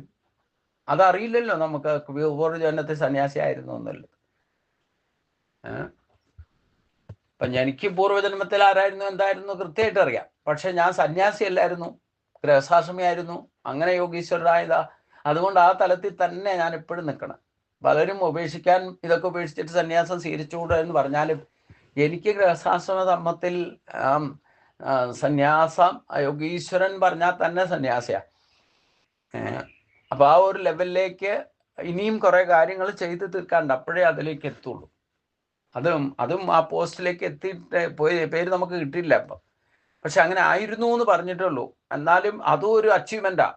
ആയിരുന്നു എന്ന് തിരിച്ചറിയാൻ സാധിക്കുക. നമുക്ക് പല കാര്യങ്ങളും പൂർവ്വജന്മത്തെ സ്മരണം കിട്ടില്ല. ഈ ജന്മത്തെ കാര്യങ്ങൾ തന്നെ മറന്നു പോകുന്നു, പിന്നെ പൂർവ്വജന്മത്തേക്ക്. അപ്പം ഈ സന്യാസം ദീക്ഷയെടുത്ത് ഒരു മഠത്തിപ്പോയി ദീക്ഷയെടുത്ത് സന്യാസം സ്വീകരിച്ച വേദാന്തിയായിരിക്കുന്ന ഒരു സന്യാസി മാരാരോഗം വന്ന് മരിച്ചു. ആ കർമ്മബന്ധനത്തിൽപ്പെട്ടു. സമ്പത്തിന് വേണ്ടിയിട്ട് കരഞ്ഞു വിളിച്ച അതിൻ്റെ ഷോക്ക് കൊണ്ട് യോഗിയായിരുന്നയാള് ഷോക്ക് വന്നിട്ട് പാരലൈസ് വന്നിട്ട് കുറേ കാലം കിടന്നിട്ട് മരിച്ചിട്ടുണ്ടെങ്കിൽ ഇദ്ദേഹം തിരിച്ചു വരേണ്ടി വരും, യാതൊരു സംശയമില്ല. ഇത് നേരിട്ട് ഞാൻ കണ്ട കാര്യം പറയണേ. അദ്ദേഹം തിരിച്ച് ഗ്രഹസ്ഥാശ്രമ സമ്പത്തി വന്നിട്ട് പൂർത്തീകരിച്ച് ഈ പൈസയുള്ള അറ്റാച്ച്മെൻ്റ് ഒക്കെ കൊണ്ടല്ലേ ആ നോട്ട് നിരോധന കാലത്തൊക്കെ 10-18 ലക്ഷം രൂപ കടക്കി കടി വെച്ചുകൊണ്ട് കിടന്ന സന്യാസി അറ്റാച്ച്മെൻ്റ് ഇല്ലെങ്കിൽ പിന്നെ എങ്ങനെയാ? സന്യാസിക്ക് എന്തിനാ പണം? ഒന്നും കാര്യത്തിൽ ആകെ സന്യാസി ചെയ്യേണ്ടത് എന്താ? ഒരു ദിവസം 12,000 കുറയാത്ത പ്രണവമന്ത്രം ജപിക്കണം. പിന്നെ എന്താ പറയണേ, ഉപാസന വേണം, ദൃഢമായ ഉപാസന. ഒരു നേരം മാത്രം ഭക്ഷണം കഴിക്കണം, പകുതി വരെ ഭക്ഷണം കഴിക്കാവുള്ളൂ. അങ്ങനെയൊക്കെ ഒരുപാട് ചിട്ടയൊക്കെ ഉണ്ട്. ഇത് പാലിക്കാതെ വേദാന്തിയാണെന്ന് പറഞ്ഞതിൽ കാര്യമൊന്നുമില്ല. അപ്പം അതിനൊക്കെ ഒരു പക്വതയുണ്ട്. അത് വരുമ്പോഴേ സന്യാസി ആവുള്ളൂ. ഇല്ലെങ്കിൽ ദീക്ഷയെടുത്ത് ആശ്രമത്തിൽ പോയി ചേർന്നു, ഇല്ലെങ്കിൽ വേഷം മാറി കാവ്യവസ്ത്രം എടുത്തു എന്ന് വിചാരിച്ചുകൊണ്ട് മനസ്സുകൊണ്ട് സന്യാസം സ്വീകരിച്ചിട്ടില്ലെങ്കിൽ അവൻ സന്യാസി യഥാർത്ഥത്തിൽ ഗഹസ്ഥാശ്രമിക്കും സന്യാസിയാകും. നിങ്ങൾ മനുഷ്യജന്മം കിട്ടി ദേഹബോധത്തെ വിട്ട് ദേഹിബോധത്തിലേക്ക് ഉത്തരേത് ആത്മനാത്മാനം നാത്മാനവസാദേ എന്ന അവസ്ഥയിലേക്ക് ഉയർന്നു കഴിഞ്ഞാൽ പിന്നെ നിങ്ങൾക്ക് ഏതവസ്ഥയിലും അത് നിലനിൽക്കാൻ സാധിക്കും. അതാണ് സന്യാസം എന്ന് പറയുന്നത്. പക്ഷെ ആ ഒരു ലെവലിലേക്ക് പക്വത വരണം. അത് ചിലപ്പോൾ ഒരു ജന്മം കൊണ്ട് ആവില്ല എന്നുള്ളതാണ് ഏറ്റവും വലിയ പ്രശ്നം. നമ്മളത് അറിയില്ല, അതാണ് പ്രശ്നം. അപ്പം ഈ ജന്മത്തിൽ പോയിട്ട് ആരുടെയെങ്കിലും ഉപദേശം കേട്ടിട്ടോ ഇല്ലേ ബാക്കിയുള്ള പ്രാരാബ്ധത്തിൽ നിന്ന് രക്ഷപ്പെടാൻ വേണ്ടിയിട്ട് സന്യാസം സ്വീകരിച്ച് പോയാലൊന്നും യഥാർത്ഥ സന്യാസി ആകില്ല എന്നർത്ഥം. അതിനാദ്യം ചെയ്യേണ്ടത് എന്താ? നിങ്ങളുടെ റൂട്ട് എന്താണെന്നുള്ളത് നിങ്ങളുടെ ജാതകത്തിൽ ഇല്ലേ, നിങ്ങളുടെ ജന്മങ്ങളിൽ എഴുതിയിട്ടുണ്ട്. ഓരോ ജന്മത്തിലും നിങ്ങൾ ഈ ജന്മത്തിൽ എന്തൊക്കെ ചെയ്യണം എന്നുള്ളത് ക്ലിയർ കട്ട് ഉണ്ടാകും ഇൻസ്ട്രക്ഷൻ. ആ റൂട്ടിൽ കയറിയാൽ അതൊക്കെ പൂർത്തീകരിക്കുന്നത് അനുസരിച്ച് കൊണ്ട് ഓട്ടോമാറ്റിക്കായിട്ട് നമ്മളിപ്പോൾ മനുഷ്യജന്മത്തിലേക്ക് വന്നത് പോലും 84 ലക്ഷം തരം ജീവജാലങ്ങളിലൂടെ ജനിച്ച് മരിച്ച് ഓട്ടോമാറ്റിക് പ്രോസസ്സിലാണ്. ഇതേപോലെ തന്നെ നമുക്ക് വിശേഷ ബുദ്ധി തന്നാൽ പോലും മനുഷ്യൻ ഈ ഭൗതികതയിൽ ഇതുവരെ പക്ഷിമൃഗാദികളായിരുന്ന അപ്പോൾ ചെയ്യാൻ പറ്റാത്ത കാര്യങ്ങളൊക്കെ മനുഷ്യനെ കൊണ്ട് ചെയ്യാൻ പറ്റും. അപ്പൊ അതിൽ പോയി പെടും. അതേസമയം നമുക്കും പ്രകൃതിയായിട്ടുള്ള ഈ മാറ്റം ഉണ്ടായിരുന്നെങ്കിൽ നമ്മൾ മനുഷ്യന്റെ ഒറ്റ ജന്മത്തിൽ തന്നെ ബാക്കിയുള്ള ജന്മങ്ങളിലൂടെ ആ പ്രോസസ്സ് കിട്ടിയ പോലെ നമ്മൾ അപ്ഗ്രേഡ് ചെയ്തിട്ട് ഭഗവാനിൽ പോയിരിക്കായിരുന്നു. ഈ പറയുന്ന യോഗവും ഈ പറയുന്ന ഇതൊന്നും ഇല്ലാതെ യോഗാരൂഢനാകുന്നു, അല്ലെ ഈ പറയുന്ന യോഗിയാകാനോ സന്യാസിയാകാനോ ഒന്നും ആവശ്യകതയില്ല. ഓട്ടോമാറ്റിക്കായിട്ട് ആ പ്രോസസ്സിൽ നമ്മൾ അങ്ങോട്ട് എത്തുമായിരുന്നു. പക്ഷെ മനുഷ്യന് വിശേഷ ബുദ്ധി കിട്ടി മനുഷ്യജന്മം കിട്ടുമ്പോൾ മാത്രമാണ് നമുക്ക് ആദ്യം മനുഷ്യജന്മത്തിൽ തന്നെ 50% ആയിരിക്കും ആസുരി സമ്പത്തും പിന്നെ ബാലൻസ് തെറ്റിക്കുന്നത്, അന്ന് മുതൽ ബാലൻസ് തെറ്റിക്കാൻ തുടങ്ങിയപ്പോൾ വീണ്ടും ആ ബാലൻസ് എത്താതെ നിങ്ങൾക്ക് സന്യാസിയോ യോഗിയോ ആകാൻ സാധ്യത. 50% ദൈവിക സമ്പത്തും 50% അസുരീ സമ്പത്തും കൊണ്ടാണ് നമ്മൾ വന്നത്. അത് നമ്മുടെ കൾച്ചറാണ്. കൾച്ചർ എന്ന് പറഞ്ഞാൽ നമ്മുടെ സ്വഭാവം. ഈ ശരീരത്തിൻ്റെ സ്വഭാവമാണ് കൾച്ചറായിട്ട് മാറുക. അതെപ്പോഴും ഭൗതികതയിലേ രമിക്കൂ. ശരീരം ഭൗതികമാണ്, ആ ഭൗതിക ഭോഗസുഖങ്ങളിലായിരിക്കും രമിക്കുക. അതിനു വേണ്ടിയിട്ട് കൾച്ചർ ഡെവലപ്പ് ചെയ്ത് വരും. അപ്പൊ ഈശ്വരനെ പോലും അറിയില്ല. നമുക്ക് ഈശ്വരനാണ് ഇതൊക്കെ ദൈവിക സമ്പത്ത് എന്തുമാത്രം ഉണ്ട്, എന്തൊക്കെ ഗുണങ്ങൾ നമ്മൾ നിരീശ്വരവാദി യുക്തിവാദി ആയാലും എന്തൊക്കെ ഉപയോഗിക്കുന്നുണ്ടോ അതൊക്കെ ഈശ്വരന്റെ ഗുണങ്ങളാണ്. കാരണം ഈശ്വരന്റെ ദൈവിക സമ്പത്ത് ഉപയോഗിക്കാതെ ആർക്കും ആസുരി സമ്പത്തിനെ ആർജിക്കാനോ ശരീരത്തെ പോലും നിലനിർത്താൻ പറ്റില്ല. അപ്പൊ അതുകൊണ്ട് കാമധേനുവിനെ പോലെ ഈശ്വരൻ ആ പ്രോസസ്സ് നടത്തിക്കൊണ്ടിരിക്കുന്നു പറഞ്ഞല്ലോ. സകേത പ്രജാസൃഷ്ട പുരോവാദ പ്രജാപതി അനേന പ്രസവിഷത്വമേഷ. കാമധേനുവിനെ നിരീശ്വരവാദിക്കും യുക്തിവാദിക്കും ഭക്തിവാദിക്കും സ്ത്രീക്കും പുരുഷനും ബ്രാഹ്മണനും ക്ഷത്രിയനും വൈശ്യനും എല്ലാവർക്കും ഭഗവാൻ കൊടുക്കുന്ന ഒരു പ്രോസസ് ഉണ്ട്. ദൈവിക സമ്പത്തിന്റെ യൂട്ടിലൈസേഷൻ അത് കാമധേനുവിനെ പോലെ തന്നുകൊണ്ടിരിക്കും. അതില്ലെങ്കിൽ ഒരു നിമിഷം പോലും നിലനിൽക്കാൻ സാധ്യമല്ല. അപ്പൊ അതിന്റെ അപ്ഗ്രേഡേഷൻ ചെയ്യാനാണ് ഉത്തരേതാത്മനാത്മ. ദൈവീയ സമ്പത്തിനെ പോഷിപ്പിക്കാനാണ് ഉത്തരേതാത്മനാത്മാനം എന്ന് പറഞ്ഞത്. അത് അവരവർ തന്നെ ചെയ്യണം. എനിക്കിവിടെ ഇരുന്ന് പറഞ്ഞു തരാനേ പറ്റൂ. നിങ്ങളുടെ സ്വഭാവം അനുസരിച്ചുകൊണ്ട് നിങ്ങൾ ആ ദൈവിക സമ്പത്ത് എന്തൊക്കെ ഗുണങ്ങൾ നിങ്ങൾ യൂട്ടിലൈസ് ചെയ്യുന്നുണ്ടോ അതൊക്കെ ദൈവിക സമ്പത്തിന്റെ പ്രഭാവമാണ്. അല്ലെങ്കിൽ നിങ്ങളിൽ ഏതെങ്കിലും ഗുണം പ്രകടമാകുന്നുണ്ട്, അത് ഇന്ദ്രിയ ഭോഗസുഖങ്ങളായിക്കോട്ടെ, അത് ഉപയോഗിക്കണമെങ്കിൽ അതിനും വേണമല്ലോ ഗുണം. അതിലൊരു ആകർഷണീയത്വം അറ്റാച്ച്മെന്റും ഒക്കെ ഉണ്ടാകും. അത് സുഖമായിട്ട് അനുഭവിക്കണം. അതിൻ്റെ പിന്നാലെ പോയിട്ട് അത് അനുഭവിക്കുന്നുണ്ടെങ്കിൽ അവിടെയും യൂട്ടിലൈസ് ചെയ്യുന്നത് ദൈവിക സമ്പത്ത്. പക്ഷേ നമ്മൾ ഭൗതികമായ ഡെവലപ്മെന്റ് വേണ്ടിയിട്ട് ഉയർത്തിക്കൊണ്ട് ഭൗതികമായ സുഖഭോഗങ്ങൾക്ക് വേണ്ടിയിട്ടാണ് ഈ ദൈവിക സമ്പത്തിനെ യൂട്ടിലൈസ് ചെയ്യുന്നത്. അവിടെയാണ് നമുക്ക് ഈ കർമ്മബന്ധനം ഉണ്ടാകാൻ കാരണം. എന്നാൽ നേരെ തിരിച്ചാകണം. ഇത് മനസ്സിലാക്കിയിട്ട് ഇനിയെങ്കിലും ദൈവിക സമ്പത്തിനെ പോഷിപ്പിക്കാൻ വേണ്ടിയിട്ടായിരിക്കണം ആസുരി സമ്പത്തിനെ ഉപയോഗിക്കാൻ. ഈവൻ ശരീരം പോലും ഉപയോഗിക്കുന്നത്, ശരീരത്തോടു കൂടി ഇപ്പോൾ വന്നിരിക്കുന്നുണ്ട് നമ്മൾ. അപ്പൊ ഈ ശരീരം ഉപയോഗിക്കുന്നത് പോലും എന്തിനു വേണ്ടിയിട്ടായിരിക്കും? നമ്മളിലുള്ള ഈശ്വര സമ്പത്തിനെ, ദൈവിക സമ്പത്തിനെ ഉദ്ധരിച്ചു കൊണ്ടുവരുന്നവനായിരിക്കും. അതിനെ പോഷിപ്പിക്കാൻ വേണ്ടിയിട്ടായിരിക്കണം. അതാണ് ഭഗവാൻ ഉദ്ദേശിച്ച ഉദ്ധരേതാത്മനാത്മാനം. നമ്മൾ ഓരോ വ്യക്തികളിലും 50% ദൈവിക സമ്പത്തും 50% അസുരി സമ്പത്തുമുണ്ട്.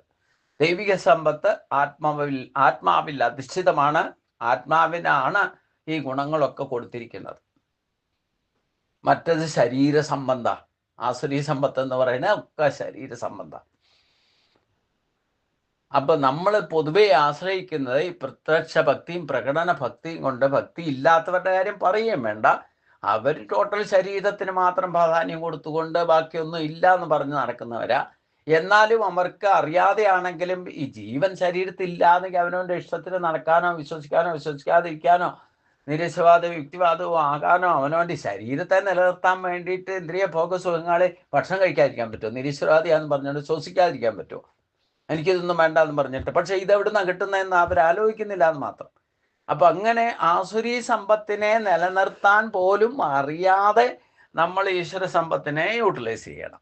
അത് നിരീശ്വരവാദിക്കും വേണം, യുക്തിവാദിക്കും വേണം, ഭക്തിവാദിക്കും വേണം. അപ്പോൾ നമ്മൾ അധികവും എന്ന് വരെ ഈശ്വരീയ അവബോധത്തിലേക്ക് അല്പമെങ്കിലും നമ്മൾ വരുന്നില്ല എങ്കിൽ നമുക്ക് ഇത് പ്രകൃതിയാ കിട്ടിയ ശക്തിയാണ്, ഇതെൻ്റെ കേമത്വം കൊണ്ട് കിട്ടിയതാന്നൊക്കെ പറഞ്ഞിട്ട് അഹങ്കരിക്കാനിട വരും. അതിൽ ഗതിവിഗതികളൊക്കെ സംഭവിക്കും. നമ്മൾ ഇച്ഛിച്ച് നടക്കാതെ വന്നു കഴിഞ്ഞാൽ ചിലപ്പം അതനുസരിച്ചുകൊണ്ട് മറ്റുള്ളവരോട് പെരുമാറും. നമ്മൾ ഇച്ഛിക്കുന്ന കാര്യം സാധിക്കാതെ വന്നാൽ പിന്നെ രജോ ഗുണം കയറിയാൽ കാമേഷ ക്രോധേഷ രജോ ഗുണം സ്വൽപ്പമാന്നൊക്കെ 3-ാം അധ്യായത്തിൽ പറഞ്ഞ അവസ്ഥയിലേക്ക് പോകും. അപ്പൊ അതുകൊണ്ട് പ്രശ്നം പിന്നെ ഉണ്ടാക്കും. നമ്മൾ ഇച്ഛിക്കുന്ന കാര്യം സാധിക്കാൻ വേണ്ടിയിട്ട് ആരെയും ശല്യപ്പെടുത്താതെ ആരെയും വേദനിപ്പിക്കാതെ നിങ്ങൾ ഇച്ഛിക്കുന്ന കാര്യം നടത്തിക്കോളൂ. അത് മറ്റാർക്കും വേദനിപ്പിക്കലോ കർമ്മബന്ധനോ ഉണ്ടാക്കാത്ത വിധത്തിൽ അനുഭവിച്ചാൽ ഒരു കുഴപ്പമില്ല. അങ്ങനെ നമുക്ക് അനായാസന ജീവിതം നയിക്കാൻ സാധിക്കും. പക്ഷെ നമ്മൾ ഇച്ഛിക്കുന്ന കാര്യം സാധിക്കാതെ ഇല്ലേ നമുക്ക് ഇഷ്ടമില്ലാത്ത ഒരു വാക്കാരുടെയെങ്കിലും വായിന്ന് വീണാൽ മതി, പിന്നെ അത് പ്രശ്നം ഉണ്ടാക്കും. അതിൽ നിന്ന് വാക്കുകൊണ്ടും കർമ്മം കൊണ്ടും മനസ്സുകൊണ്ടും ഒക്കെ ശത്രുത ഉണ്ടാക്കുന്നർത്ഥം. അപ്പോൾ അതുകൊണ്ട് ഉത്തരേതാത്മനാത്മാനം എന്ന് പറഞ്ഞു കഴിഞ്ഞാൽ നമ്മൾക്ക് ദൈവീയ സമ്പത്താണ് ശ്രേയസ് എന്ന് പറയുന്നത്. അപ്പോൾ ആ ദൈവീയ സമ്പത്തിനെ പ്രോസസ്സ് ചെയ്യാനായിരിക്കണം ചിന്തയും വാക്കും പ്രവൃത്തിയും. അപ്പോഴേ ആത്മാവിനെ ഉയർത്തിക്കൊണ്ടുവരാൻ സാധിക്കും. ദൈവീയ സമ്പത്തിനെ ആശ്രയിച്ചുകൊണ്ട് മാത്രമേ ശരീരത്തെയും ശരീര സംബന്ധമായ ഭോഗസുഖങ്ങളെയും നമുക്ക് അനായാസേന അനുഭവിക്കാൻ സാധിക്കണമെങ്കിൽ ദൈവീയ സമ്പത്തിനെ പോഷിപ്പിച്ച് ഉയർത്തിക്കൊണ്ടുവന്ന് അതിനെ വേണ്ടതുപോലെ ഉപയോഗിക്കണം. അത് ആത്മശക്തിയിൽ നിക്ഷിപ്തമാണെന്നർത്ഥം. ഈ ശരീരം നിലനിൽക്കുന്ന പോലും ആത്മശക്തിയുടെ വെളിച്ചത്തിലാണ്. പക്ഷെ നമ്മൾ ഈ ശരീര സംബന്ധമായിട്ടുള്ള ഭോഗസുഖങ്ങളിൽ രമിക്കുന്നത് കൊണ്ട് ശരീരത്തിലുള്ള ആത്മശക്തിയെപ്പറ്റി ചിന്തിക്കുന്ന പോലുമില്ല. അങ്ങനെ ഒരു ശക്തി ഉണ്ടെന്ന് പോലെ ബോധം ഇല്ലാതെ ഇരിക്കും. പിന്നെ ബോധം വന്നാൽ പിന്നെ ആദ്യം ഉണ്ടാകുന്നത് എന്താ? ആ ശക്തി വേറെ, ഞാൻ വേറെ. അതാണ് ഈശ്വരൻ വേറെ, ഞാൻ വേറെ എന്ന് ചിന്തിക്കും. അവിടെ സങ്കല്പം ദ്വൈതമായി മാറും. അപ്പോഴും ഈശ്വര സാക്ഷാത്കാരം സാധ്യമല്ല. അപ്പോൾ ഒരു ഗുണം ഉണ്ടാവും, നിങ്ങൾക്ക് ഭൗതികമായ നേട്ടങ്ങൾക്ക് വേണ്ടിയിട്ട് ഈശ്വരന് വഴിപാട് കഴിച്ചിട്ടോ പ്രാർത്ഥനാ ബലത്താലോ ഒക്കെ ആ കാര്യം നടക്കാൻ വേണ്ടിയിട്ടെങ്കിലും ഈശ്വരൻ ഡിപ്പെൻഡ് ചെയ്യാൻ തുടങ്ങും. അതൊക്കെയാണ് അതാണ് ചതുർവിധാ ഭജന്തേ മാം എന്നൊക്കെ അടുത്ത അധ്യായത്തിൽ ചെല്ലുമ്പോൾ പറയേണ്ടതെന്നാലും അതുപോലും കൃത്യമായിട്ട് നമുക്ക് മനസ്സിലാക്കിയിട്ട് നമ്മൾ ഏത് കാറ്റഗറിയിലാണെന്നൊക്കെ അറിയണമെന്നുണ്ടെങ്കിൽ നമ്മുടെ ആത്മബോധം ഉണർന്നിരിക്കണം. അപ്പോഴേ നമുക്ക് ഗുണദോഷങ്ങൾ തിരിച്ചറിയാൻ സാധിക്കും. അല്ലാത്ത അവസ്ഥയിൽ നമ്മൾ നിരീശ്വരവാദിയോ യുക്തിവാദിയോ ആയിപ്പോകും. പിന്നെ പ്രത്യക്ഷ പ്രമാണം അന്വേഷിച്ചുകൊണ്ട് നടക്കും. പ്രത്യക്ഷത്തിൽ കണ്ടാൽ മാത്രമേ, അല്ലെങ്കിൽ കേട്ടാൽ മാത്രമേ, അനുഭവിച്ചാൽ മാത്രമേ മനസ്സിലാവുള്ളൂ എന്ന് പറയുന്ന അവസ്ഥയിലാണ് ഈ യുക്തിവാദികളും ഇല്ലെങ്കിൽ നിരീശ്വരവാദികളൊക്കെ ആകിപ്പോവുക. അപ്പം ഈശ്വരവാദത്തിലേക്ക് വരുന്നുണ്ടെങ്കിൽ നമ്മളിലുള്ള ശക്തി, ഏതോ ഒരു ശക്തി, അത് നമുക്ക് ട്രാൻസ്കാൻ ചെയ്താൽ പോലും കണ്ടുപിടിക്കാൻ പറ്റും. ശരീരത്തുള്ള അതേ ശക്തിയാണ് പ്രപഞ്ചധാരമായിരിക്കുന്ന ശക്തി. പക്ഷെ എന്തായാലും നമുക്ക് പ്രപഞ്ചത്തിലെ മൊത്തം കൺട്രോൾ ചെയ്യുന്നതിനെ ഉയർത്തിക്കൊണ്ടുവരാനൊന്നും നമ്മൾ ശ്രമിച്ചിട്ട് ആദ്യം അതിനെപ്പോലും നമുക്ക് മനസ്സിലാക്കണം എന്നുണ്ടെങ്കിൽ പോലും നമ്മളിലുള്ള പ്രാപഞ്ചികമായ ശക്തി എന്താണെന്ന് മനസ്സിലാക്കിയിട്ട് അതിനെ പോഷിപ്പിക്കും. അതിനെ കുറേശ്ശെ പോഷിപ്പിക്കുമ്പോഴാണ് ഇതേപ്പറ്റി കൂടുതൽ അറിയാനുള്ള ജിജ്ഞാസയായിട്ട് മാറുന്നത്. ഇപ്പം നമുക്ക് ഭൗതികമായിട്ട് പ്രകൃതിദത്തമായിട്ട് സകലവിധ ഡിസ്റ്റർബൻസും ഉണ്ട്. എന്നിട്ട് നമ്മൾ എന്താ പറഞ്ഞേ, ഇങ്ങനെയുള്ള കാര്യങ്ങൾ അറിയാൻ ജിജ്ഞാസുക്കളായതുകൊണ്ടല്ലേ ഇപ്പം ഞാൻ തന്നെ പറയുന്നത് ഇരുട്ട് തിരുന്നോണ്ടാ. ഉള്ള സൗകര്യമൊക്കെ വച്ചിട്ട് നമ്മൾ അത്രമാത്രം അതിൽ ദൈവിക സമ്പത്തിനെ ഉയർത്താൻ ഉള്ള ആ ജിജ്ഞാസ ഇല്ലെങ്കിൽ ആ ആകർഷണത്വം ഉള്ളത് കൊണ്ടല്ലേ നമ്മൾ ഈ ബാക്കിയുള്ള ഭൗതികമായിട്ടുള്ള കൺസിക്വൻസീസ്, സഹകാരി കാരണങ്ങളെ കൊണ്ടുള്ള അനുഭവങ്ങളെ ഒക്കെ ഓവർകം ചെയ്യാൻ വേണ്ടിയിട്ട് ശ്രമിക്കുന്നത്. എത്ര വല്ല ഇടിവെട്ടി മഴ പെയ്താലും കറണ്ട് ഇല്ലെങ്കിലും നമ്മളിതൊന്നും ഇല്ലാതെയല്ലേ ഒരു കാലത്ത് ജീവിച്ചത്. പിന്നെ ഇതിനൊക്കെ ഡിപ്പെൻഡ് ചെയ്യണം? ഇതൊന്നും ഇല്ലാതെ വരുന്നു സങ്കല്പിച്ചോളൂ.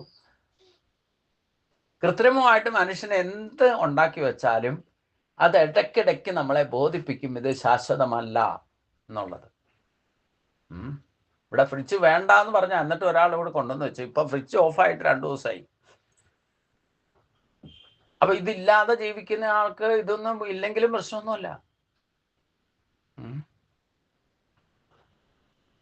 ഇനി പുറത്ത് 4 വശം അവിടെ ഇവിടെയൊക്കെ തേക്കും, അതും ഇതൊക്കെ കട്ട പഴകി വീഴുന്നുണ്ട്. ഇവിടെയും കുറെ മരങ്ങളുടെ ഇടയ്ക്കാണ് ഞാൻ ഇരിക്കണത്. അത് മരം വീണാൽ ഒന്നും പറയാൻ പറ്റില്ല, ഒന്നും ചെയ്യാൻ പറ്റില്ല. എന്താപ്പ ചെയ്യാ? ഇതുപോലെ മഴ പെയ്താൽ ഭൂമിയെ വരെ ഇളക്കി മറിക്കും. അപ്പം പിന്നെ ഞാനിവിടെ ഇരിക്കുക, ഞാൻ ഗുരുവായൂരപ്പനെയും കൊണ്ടായിരിക്കണം, അതുകൊണ്ട് എൻ്റെ തലയിൽ മരം വീഴരുതെന്ന് പറഞ്ഞാൽ നടക്കുമോ?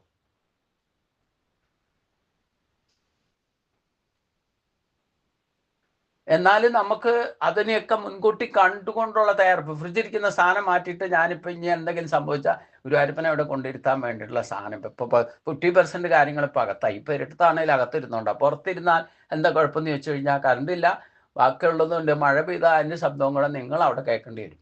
അകത്തിരുന്നാൽ കുറച്ചൊരു സൈലൻസർ വെച്ച പോലെ അവിടെ മച്ചക്കുള്ളതുകൊണ്ട് അകത്ത് വലിയ കുഴപ്പമില്ല. പുറത്ത് കഥ കടച്ചാൽ മതി. പുറത്തുനിന്ന് എത്ര വലിയ മഴ പെയ്താലും അവിടെ എന്താ നടക്കണമെന്ന് അറിയില്ല. നമ്മൾ ഇപ്പോൾ ഉണ്ടാക്കിയ കഥകാണെങ്കിൽ അത് കിടന്ന് അടിക്കും കാറ്റടിച്ചിട്ട്. ഈ കഥകൊന്നും അനങ്ങില്ല. നമ്മൾ പോയി തുറക്കണമെങ്കിൽ പോലും ഗുസ്തി എടുക്കണം തുറക്കണമെങ്കിൽ. മഴക്കാലം കൂടെ ആയ പിന്നെ കുറച്ചുകൂടെ അത് തടി അത്ര മാത്രം സ്ട്രോങ്ങാണ്. ഇതാണ് പണ്ട് ഇതൊക്കെ കണക്കാക്കിയിട്ടാ ഒരു കാറ്റടിച്ചാലൊന്നും കഥ തള്ളി തുറക്കാം. ഇതുപോലുള്ള കാറ്റൊക്കെ അടിച്ചാൽ ചിലപ്പോൾ നമ്മൾ ഇന്നുണ്ടാക്കി വെച്ചിട്ടുണ്ട കഥയൊക്കെ എല്ലാം കൂടെ പൊളിഞ്ഞാടും. ഇത് കൊടുങ്കാറ്റടിച്ചാലും ആണെങ്കില്ല. ഈ തായ്പരയ്ക്ക് മച്ചനും യാതൊരു അത്ര സ്ട്രോങ്ങാ. ഇത് അങ്ങനെ പെട്ടെന്ന് മുകളിലത്തെ പോർഷൻ ചിലപ്പോൾ താണി നിൽക്കും, പക്ഷെ ഇതിന്റെ താഴേക്ക് ഇരിക്കുന്ന ഒരു സേഫായിരിക്കും. പണ്ടുള്ളവർ അതുപോലുള്ള വീടുകളൊക്കെ ആ ഗുണദോഷം തിരിച്ചറിഞ്ഞുകൊണ്ട് ചെയ്തിട്ടുണ്ട്. ഇന്നൊക്കെ എളുപ്പത്തിൽ കാര്യം നടക്കാൻ വേണ്ടിയിട്ടുണ്ടാക്കും. കണ്ടില്ലേ, 10-14 നിലയൊക്കെ നിമിഷ നേരം കൊണ്ട് നിലം പൊത്തുന്നൊക്കെ. ഒന്ന് ബാലൻസ് തെറ്റിയാൽ മതി. ഭൂമിയുടെ ബാലൻസ് തെറ്റിയാൽ അത് ചെരിഞ്ഞു വീഴാൻ എന്താ പ്രശ്നം? ഇപ്പൊ ഉണ്ടാക്കി കണ്ടില്ലേ റോഡുകൾ എന്തുമാത്രം പൊളിഞ്ഞേക്കണത്. ഒരു സുപ്രഭാതത്തിൽ പെട്ടെന്ന് എന്തോ കാണുമ്പോൾ എല്ലാവർക്കും വലിയ ഹൈലൈറ്റ് ചെയ്ത് കാണിക്കും. 4-6 വരി പാത ഉണ്ടായിരുന്നു. 4 വശത്ത് നിന്ന് വിൻഡോ കീറിയിട്ട് കാറുകൾ വരെ അഗാധ ഗർത്തത്തിലേക്ക് പോയതൊക്കെ നമ്മൾ സോഷ്യൽ മീഡിയയിലൊക്കെ കാണുന്നില്ലേ. അപ്പൊ ഈ ഭൗതികമായിട്ടുള്ള ഡെവലപ്മെന്റുകളോ നമ്മുടെ ശരീര സംബന്ധമോ മറ്റ് ഗ്രഹസംബന്ധമോ എന്ത് ചെയ്യാൻ പുറപ്പെട്ടാലും അതിനൊക്കെ നാശം ഉറപ്പാണെന്നവർക്ക്. എന്തുണ്ടായിട്ട് നശിക്കുന്നോ എന്തുണ്ടാക്കിയിട്ട് നശിക്കുന്നോ അതൊക്കെ അസുരി സമ്പത്താണ്. അതിനെ പോഷിപ്പിക്കാൻ വേണ്ടിയിട്ടല്ല ഭഗവാൻ ഇവിടെ പറയുന്നത്. ഉദ്ധരേത് ആത്മനാത്മാനം, ശാശ്വതമായിട്ട് ഒരിക്കലും നശിക്കാത്ത ഒരു വസ്തു നമ്മുടെ കയ്യിൽ തന്നുവിട്ടിട്ടുണ്ട്. അതിനെ പോഷിപ്പിക്കാനാ പറയുന്നത്. അതിനെ പോഷിപ്പിക്കണമെങ്കിൽ അതിനെ ആദ്യം ഉയർത്തിക്കൊണ്ട് വന്നാൽ നിങ്ങൾ അനുഭവിക്കുന്ന ഈ ഭൗതികമായിട്ടുള്ള ശരീരവും നിങ്ങൾക്ക് ഇച്ഛയുള്ളത് എന്തോ അതൊക്കെ നിലനിർത്തിക്കൊണ്ട് എത്ര വലിയ കൊടുങ്കാറ്റടിച്ചാലും നിങ്ങൾ തളരാതെ അതിനേട്ട വഴി കിടപ്പോവും ഇല്ലേ.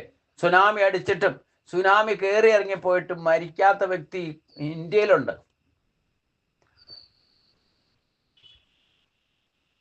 ആത്മബോധത്തിൽ ഇരിക്കുന്ന ആൾക്ക് പ്രകൃതിക്ക് പോലും ഒന്നും ചെയ്യാൻ സാധ്യമല്ല. അവൻ ഈശ്വരീയ ഭാവത്തിൽ വർത്തിക്കുന്നതാ. അതാണ് ദ്വാരകയില് 7 ദിവസത്തിന് ശേഷം ഇതൊന്നും ഉണ്ടാവില്ല എന്ന് ഭഗവാൻ പറഞ്ഞിട്ട് പോയെങ്കിലും ചില ആൾക്കാർ രക്ഷപ്പെടും. എന്നോട് താതാത്മ്യമുള്ളവര് ഇല്ലേ, എന്നോട് ഭക്തിയുള്ളവര്, അവരെ രക്ഷിക്കാൻ വേണ്ടിയിട്ട് ഭഗവാൻ റെസ്ക്യൂ പാർട്ടി ഏർപ്പാടാക്കിയിട്ടല്ലേ പോണത്. ഇതാണ് ദൈവീയ സമ്പത്തിന്റെ ശ്രേഷ്ഠത. പിന്നെ ഇപ്പൊ സങ്കടം സഹിക്കാതെ ഉഗ്രസേനമില്ലേ അങ്ങനെയുള്ള ദേവകി ശരീരം ഉപേക്ഷിച്ചു പ്രവാസ തീർത്ഥത്തിൽ പോയിട്ട് മുങ്ങി മരിച്ചു എന്നൊക്കെ പറയുന്നതാണ്. ഇപ്പൊ ശ്രീരാമനും അങ്ങനെ സരയൂ നദിയിൽ മുങ്ങിയിട്ടാ മരിച്ചത്. എങ്ങനെയാലും ജീവൻ പോണം. സമയം കഴിഞ്ഞാൽ പിന്നെ ജീവൻ എന്ത് കാരണം? ഞാൻ പറഞ്ഞിട്ടുണ്ടോ നമ്മൾ വെറുതെ പറഞ്ഞുണ്ടാക്കുക ആത്മഹത്യ ദുർമരണമെന്നൊക്കെ. ആത്മഹത്യ എന്ന് പറയുന്ന ഒരു ദുർമരണമല്ല. നമ്മുടെ ജീവൻ എങ്ങനെ പോണമെന്ന് നിശ്ചയിച്ചിട്ടുണ്ടോ അതിനൊരു കാരണം ഉണ്ടാക്കും. അത് സ്വയം ഉണ്ടാക്കാം, മറ്റൊരാളുണ്ടാക്കാം. പക്ഷെ അവിടെയും ആത്മാവിനെ നശിപ്പിക്കാൻ ആർക്ക് സാധ്യമല്ല. നാന്യതേ അന്യമാനേ ശരീരേ. വേദകാലം തൊട്ടുള്ളതായി ആത്മാവിനെ ഒരിക്കലും നശിപ്പിക്കാൻ സാധിക്കുമോ ആർക്കെങ്കിലും? നൈനം ചിന്തന്തി സസ്ഥാനി നൈനം ദഗതി പാപക്കാരന. ആ ബോധം നമുക്ക് ഉറക്കാത്തതുകൊണ്ടായി പ്രശ്നമൊക്കെ. അപ്പൊ നമുക്ക് ശരീരം പോകേണ്ട സമയമായി കഴിഞ്ഞാൽ എന്തെങ്കിലും വന്നിട്ട് പോകും. ആ ജീർണത വന്നു നമ്മുടെ കർമ്മം തീർന്നാൽ ആ നിമിഷം വീണു വിടും. ചിലപ്പോൾ എന്തെങ്കിലും കർമ്മം അതിൻ്റെ ബന്ധനം കിടക്കുന്നുണ്ടെങ്കിലാണ് കുറച്ച് ദിവസമൊക്കെ രോഗിയായിട്ടൊക്കെ കിടക്കേണ്ടി വരും. അത് പൂർവ്വജന്മത്തിൽ ഈ ജന്മത്തിലായിരിക്കില്ല. അപ്പൊ നമുക്ക് ഈ ജന്മത്തിൽ ചെയ്യേണ്ട എന്താണെന്ന് വെച്ചാൽ ഈ ശരീരത്തോടു കൂടി ഇരിക്കുമ്പം ഇപ്പം നമ്മൾ ആദ്യം ചെയ്യേണ്ടത് ഈ ശരീരം കൊണ്ട് എന്തിനാ നമുക്ക് ശരീരം തന്നേക്കണേ? എന്തിനാ അത് ധർമ്മക്ഷേത്രം എന്ന് പറയേണ്ടത്? നമ്മുടെ ഏറ്റവും വലിയ ധർമ്മം എന്താ? ദൈവീയ സമ്പത്താണ് ഏറ്റവും വലിയ ധർമ്മം നമ്മളെ ധരിപ്പിച്ചു വിട്ടിരിക്കുന്നത്.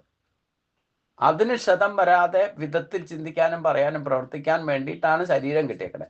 പക്ഷെ നമ്മൾ ഈ ഭൗതിക വസ്തുക്കളുടെ പിന്നാലെ ഇന്ദ്രിയ ഭോഗസുഖങ്ങൾക്ക് വേണ്ടിയിട്ടാണ്. അതും ഓട്ടോമാറ്റിക്കായിട്ട് ആദ്യകാലത്തൊക്കെ അങ്ങനെ തന്നെ വരൂ. പിന്നെ കുറേശ്ശെ ഈ ഭാഗവതാദി ഇല്ലെങ്കിൽ ഗീത സത്സംഗം ഇങ്ങനെയുള്ള മാർഗങ്ങളിലൂടെ ഈശ്വരനെ പറ്റി കുറേശ്ശെ മനസ്സിലാക്കിയിട്ട് നമ്മുടെ യഥാർത്ഥത്തിൽ മനുഷ്യജന്മം കിട്ടിയത് എന്തിനാണെന്നുള്ള ബോധം ഉണ്ടാകുമ്പോഴേ ഇത് ഗുണവും ദോഷവും തിരിച്ചറിയാൻ തുടങ്ങുള്ളൂ. അങ്ങനെ തിരിച്ചറിഞ്ഞ് വരുന്നവർക്ക് വേണ്ടിയിട്ടാണ് ഭഗവാൻ പറയുന്നത് ഉത്തരേതാത്മനാത്മാനം. അല്ലാതെ എല്ലാവരോടും ഉത്തരേതാത്മാനം ആത്മാനം എന്ന് പറഞ്ഞു കഴിഞ്ഞാൽ എങ്ങനെ സാധിക്കാതെ? എല്ലാവർക്കും ഒന്നും സാധിക്കില്ല. അതിന് ജിജ്ഞാസുക്കളായിട്ടുള്ളവർ, അതിന് തയ്യാറുള്ളവർ ഈ ശരീരത്തോടു കൂടി ഇരിക്കുമ്പം ഈ ജന്മത്തിൽ തന്നെ എനിക്ക് ഈശ്വരനെ സാക്ഷാത്കരിക്കണം എന്നുള്ള ഇച്ഛ എപ്പോൾ ഉണ്ടാകുന്നോ അപ്പോൾ മാത്രമേ ഈ ഭാഗവതാദി ഗീതയൊക്കെ കയ്യിൽ തന്നെ എടുക്കാൻ തോന്നുന്നു. അത് കയ്യിലെടുത്താലും അതിൽ യഥാർത്ഥത്തിൽ നമ്മൾ ഏത് റൂട്ടിലാണ് കയറണ്ടേ, എന്താണ് യഥാർത്ഥ ഇതിൻ്റെയൊക്കെ ആന്തരികമായ ലക്ഷ്യം, അതിൻ്റെ രഹസ്യം എന്താണെന്ന് മനസ്സിലാക്കുന്നത് വരെ നമ്മൾ കുറേ ചുറ്റിത്തിരിയൊക്കെ ചെയ്യും. ഈ പറയുന്ന ആധ്യാത്മിക മാർഗത്തിൽ തന്നെ കുറേ ചുറ്റിത്തിരിയും. എന്ന് വരെ നമുക്ക് അന്ധകരണ ശുദ്ധിയും വിവേകവും ഉണ്ടാകുന്നില്ലയോ അന്ന് വരെ ആത്മസാക്ഷാ ഈ ഉത്തരേതാത്മനാഥം എന്ന് പറഞ്ഞാലും നമുക്ക് ആത്മസാക്ഷാത്കാരം സാധ്യമല്ല. ആത്മാവിനെ സാക്ഷാത്കരിക്കുന്നതാണ് ഉയർത്തിക്കൊണ്ടുവരിക. ഉയർത്തിക്കൊണ്ട് വന്നിട്ട് ആത്മശക്തി കൊണ്ട് തന്നെ ചിന്തിക്കാനും പറയാനും പ്രവർത്തിക്കാനും നമുക്ക് കിട്ടിയിരിക്കുന്ന ഇൻഡിവിജ്വലി കിട്ടിയിരിക്കുന്ന ജീവാത്മാവിനെ അറിഞ്ഞുകൊണ്ട് യൂട്ടിലൈസ് ചെയ്യാൻ പഠിച്ചാൽ മാത്രമേ നമ്മുടെ കർമ്മബന്ധനങ്ങൾ നമുക്ക് പൂർത്തീകരിക്കാൻ സാധിക്കുകയുള്ളൂ. പുതിയതായിട്ട് കർമ്മബന്ധനം ഉണ്ടാക്കാതിരിക്കാൻ സാധിക്കുകയുള്ളൂ. കർമ്മം കൊണ്ട് കർമ്മശുദ്ധി വരുത്തണമെങ്കിൽ നമ്മുടെ ആത്മശക്തിയെ ഉണർത്തണം. ഇത് ഭഗവാൻ നമ്മളെ സഹായിച്ചിട്ടുണ്ടെന്നൊക്കെ നമ്മൾ മറന്നു പോകുന്നതാണ് പ്രശ്നം. നമ്മൾ അമ്മയുടെ ഗർഭപാത്രത്തിൽ കിടക്കുമ്പോൾ ഓരോ ജന്മത്തിലും നമ്മളെ ഈ ആത്മബോധം ഉണ്ടാക്കി തരുമ്പോഴാണ് നമ്മുടെ പൂർവ്വജന്മ കർമ്മങ്ങളെ പറ്റി മനസ്സിലാക്കി തരുന്നത്. അത് മനസ്സിലായില്ല എന്ന് പറഞ്ഞാൽ വിഷ്വലൈസ് ചെയ്തുവരെ ഒരു മാസം 28 ദിവസമുള്ളൂ. ഒരു മാസം മുഴുവൻ പറയാൻ പറ്റില്ല. 28 ദിവസമാണ് ജ്യോതിഷപ്രകാരം ഒരു മാസം കണക്കാക്കാം. അപ്പോൾ അതുകൊണ്ട് ആ 28 ദിവസത്തിനുള്ളിൽ നമ്മളെ കാണിച്ചു തരുന്നുണ്ട് 4 ആഴ്ച സമയം. പക്ഷേ അത് നമ്മൾ തന്നെ പ്രാർത്ഥിച്ചിട്ട് അതിൽ നിന്ന് രക്ഷപ്പെടുത്തണം എന്ന് ഭഗവാനോട് പ്രാർത്ഥിക്കുമ്പം ഈ ശരീരം തന്നു വിടുകയാണ്. ശരീരം പെർഫെക്റ്റ് ആയിട്ട് രക്ഷിച്ച് പിന്നെ ഒരു 3 മാസത്തിൻ്റെ കണക്കിൽ നമ്മളെ പുറത്തേക്ക് വരാനുള്ള തയ്യാറെടുപ്പ് നടക്കുക. പക്ഷെ പുറത്തേക്ക് വന്നു കഴിയുമ്പോൾ നമ്മൾ പിന്നെ ഭൗതിക പ്രപഞ്ചത്തിലേക്ക് വന്നു കഴിഞ്ഞാൽ പിന്നെ കാണുന്നതും കേൾക്കുന്നതും ഒക്കെയാണ് സത്യം എന്നാണ് പറയുക. കാരണം അതിനിടയ്ക്ക് ആദ്യം കണ്ടതൊക്കെ മറന്നു പോകുന്നു എന്നർത്ഥം. അപ്പം ഈ ധ്യാനം ശീലിച്ചാൽ നമുക്ക് റീകളക്ഷൻ കിട്ടും. നമ്മൾ എന്താണോ അമ്മയുടെ ഗർഭപാത്രത്തിൽ കിടന്ന് 7ാമത്തെ മാസത്തിൽ കണ്ട് മനസ്സിലാക്കിയിട്ടുള്ള കൺസിക്വൻസീസ് മുഴുവൻ, കർമ്മബന്ധനങ്ങളെപ്പറ്റി മുഴുവൻ ബോധം വരുത്താനാണ്, ഈ ആത്മാവിനെ ഉയർത്തിക്കൊണ്ട് വരാനാണ് ധ്യാനം ശീലിക്കണം എന്ന് പറയുന്നത്. അതാണ് ഉത്തരേതാത്മനാത്മാനം നാത്മാനവസാദേത് ആത്മൈവ ആത്മനോ ബന്ധു രാത്മൈവ രുഗനാത്മന ആത്മാനം ആത്മന ഉദ്ധരേത്. ആത്മാവിനാൽ തന്നെ ഉദ്ധരിക്കണം. സ്വയം അവനവനെ നന്നാക്കാൻ അവനവന് തന്നെ സാധിക്കുകയുള്ളൂ. അതായത് അതുകൊണ്ടാണ് ആദ്യം സ്വയം നന്നാക്കണം എന്ന് പറഞ്ഞത്. അതാണ് ആത്മാവിനെ കൊണ്ട് തന്നെ ഉയർത്തിക്കൊണ്ടുവരണം എന്ന് പറഞ്ഞു. അല്ലാതെ എനിക്കിവിടെ ഇരുന്നുകൊണ്ട് പറയാൻ പറ്റുള്ളൂ നിങ്ങളുടെ ആത്മാവിനെ നിങ്ങൾ ഉയർത്തിക്കൊണ്ടുവരും. ഞാൻ എൻ്റെ ആത്മാവിനെ അറിഞ്ഞോ അറിയാതെയോ ആണെങ്കിലും ഉയർത്താൻ തുടങ്ങിയപ്പോഴാണ് നിങ്ങൾക്കത് പറഞ്ഞു തരാൻ പോലും സാധിക്കുന്നത്. അത് സാധിച്ചെങ്ങനെ? എനിക്ക് പൂർവ്വജന്മ ഈ ഒരു റൂട്ടിലായിരുന്നു എന്നുള്ള മനസ്സിലായിട്ടുണ്ട്. ഇല്ലെങ്കിൽ ഇത്ര പെട്ടെന്നൊന്നും ഈ അപ്ഗ്രേഡേഷൻ കിട്ടില്ല. അത് ഭഗവാൻ ഈ അധ്യായത്തിൽ തന്നെ എങ്ങനെ കിട്ടുക എന്നുള്ളത് പറയുന്നുണ്ട്. ആത്മാവിനാൽ ഉയർത്തിക്കൊണ്ട് വരുന്നവന് ആ ആത്മാവ് തന്നെ അവൻ്റെ ഏറ്റവും വലിയ ബന്ധുവായിട്ട് വരും. പിന്നെ ആ ഒരു ബന്ധുവിനെ വെച്ചുകൊണ്ട് നിങ്ങൾക്ക് ഒരിക്കലും ബന്ധനത്തെ എത്തിപ്പെടില്ല. ആ ബന്ധം ഈശ്വരനുമായിട്ട് സ്ഥായിയായ സ്ഥാനത്തേക്ക് ഉയർത്തിക്കഴിഞ്ഞാൽ പിന്നെ ഒരിക്കലും യോഗാരൂഢനായിരിക്കുന്ന ഒരാൾ ഒരിക്കലും ഭൗതികതയിൽ വ്യതിചലിക്കില്ല. ഈ ആത്മാവിനെ ഉയർത്തിക്കൊണ്ട് വരാതെ ഭൗതിക പ്രത്യക്ഷ ഭക്തിയും പ്രകടന ഭക്തിയും കൊണ്ട് നടന്നാൽ അതേ ആത്മാവായിരിക്കും അവൻ്റെ ഏറ്റവും വലിയ ശത്രു. ഉയർത്തിക്കൊണ്ടുവന്നാൽ അവൻ്റെ ഏറ്റവും വലിയ ബന്ധുവും അവനെ യഥാർത്ഥത്തിൽ സ്നേഹിക്കുന്നവരും അവനെ കൊണ്ടു നടക്കുന്നതും ആ ആത്മശക്തി തന്നെ ആയിരിക്കും. അഥവാ അതിനെ ഉയർത്താതിരുന്നാലോ അതേ ആത്മാവ് തന്നെ ആയിരിക്കും, താൻ തന്നെ ആയിരിക്കും ശത്രു. നമ്മൾ ശത്രു സംഹാരം കഴിക്കുമ്പോൾ പുഷ്പാഞ്ജലിയൊക്കെ കഴിക്കുമ്പോഴേ ഭഗവാൻ പ്രഥമ ശത്രുവിനെ ഇല്ലാതെ ആക്കുക എന്ന് പറഞ്ഞാൽ നമ്മളിലുള്ള നമ്മുടെ ശത്രു ആരാ? നമ്മൾ ഉയർത്താതിരിക്കുന്ന ആത്മാവാണ് നമ്മുടെ ശത്രു. ആ ശത്രുത്വത്തെ ഭഗവാൻ സംഹരിക്കും. അപ്പോൾ അവൻ തന്നെയായിരിക്കും നന്നാവുക. ഇത് നമ്മൾ അറിയാതെ സംഭവിക്കും. നമ്മൾ മറ്റൊരാളെ ഉദ്ദേശിച്ചുകൊണ്ട് ചെയ്താലും വേണ്ടില്ല. ഭഗവാൻ സ്വീകരിക്കുന്ന എന്താ? പ്രഥമ ശത്രുവിനെ ഇല്ലാതെയാക്കുക. അതാരാണ്? നമ്മുടെ ആത്മാവ് തന്നെ. എന്തുകൊണ്ട് നമ്മുടെ ശത്രുവായി? നമ്മൾ അതിനെ പരിഗണിക്കാത്തത്. അപ്പോൾ ആദ്യത്തെ പരിഗണനയാണ് ശത്രു സംഹാര പുഷ്പാഞ്ജലി കഴിക്കുമ്പം ഭഗവാൻ നമ്മളിൽ ഉള്ള തനിക്ക് താൻ തന്നെയാണ് ശത്രു എന്ന് മനസ്സിലാക്കിയിട്ട് ആ തന്നിലുള്ള ശത്രുവിനെ ഇല്ലാതാക്കും.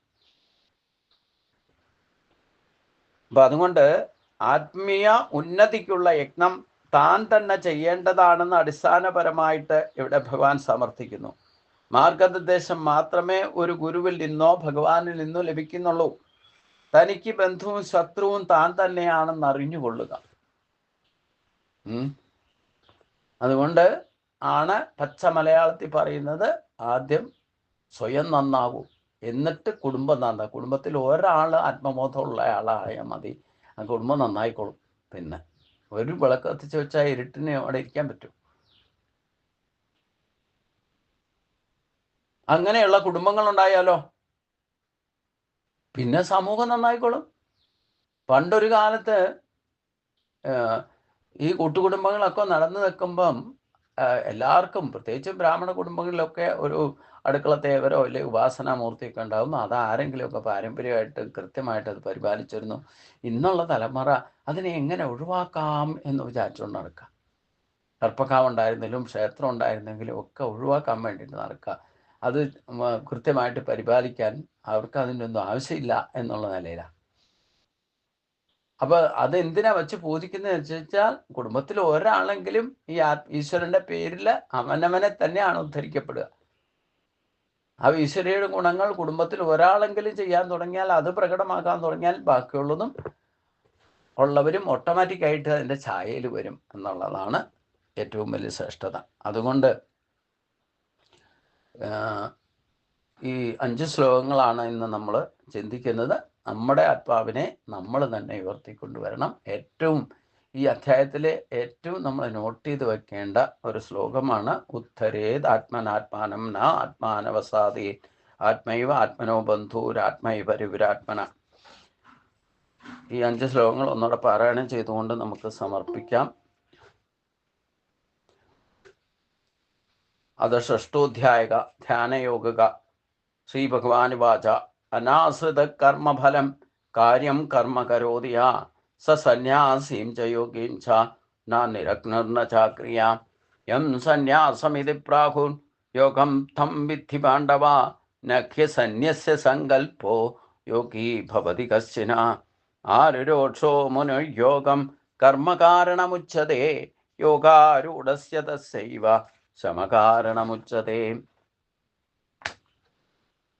യഥാഹിനിന്ദ്രിയാർത്ഥേഷു ന കർമ്മസുനിശ്ചിതേ സർവസങ്കൽപ്പസന്യാസി യോഗാരൂഢസ്തദോച്യതേ.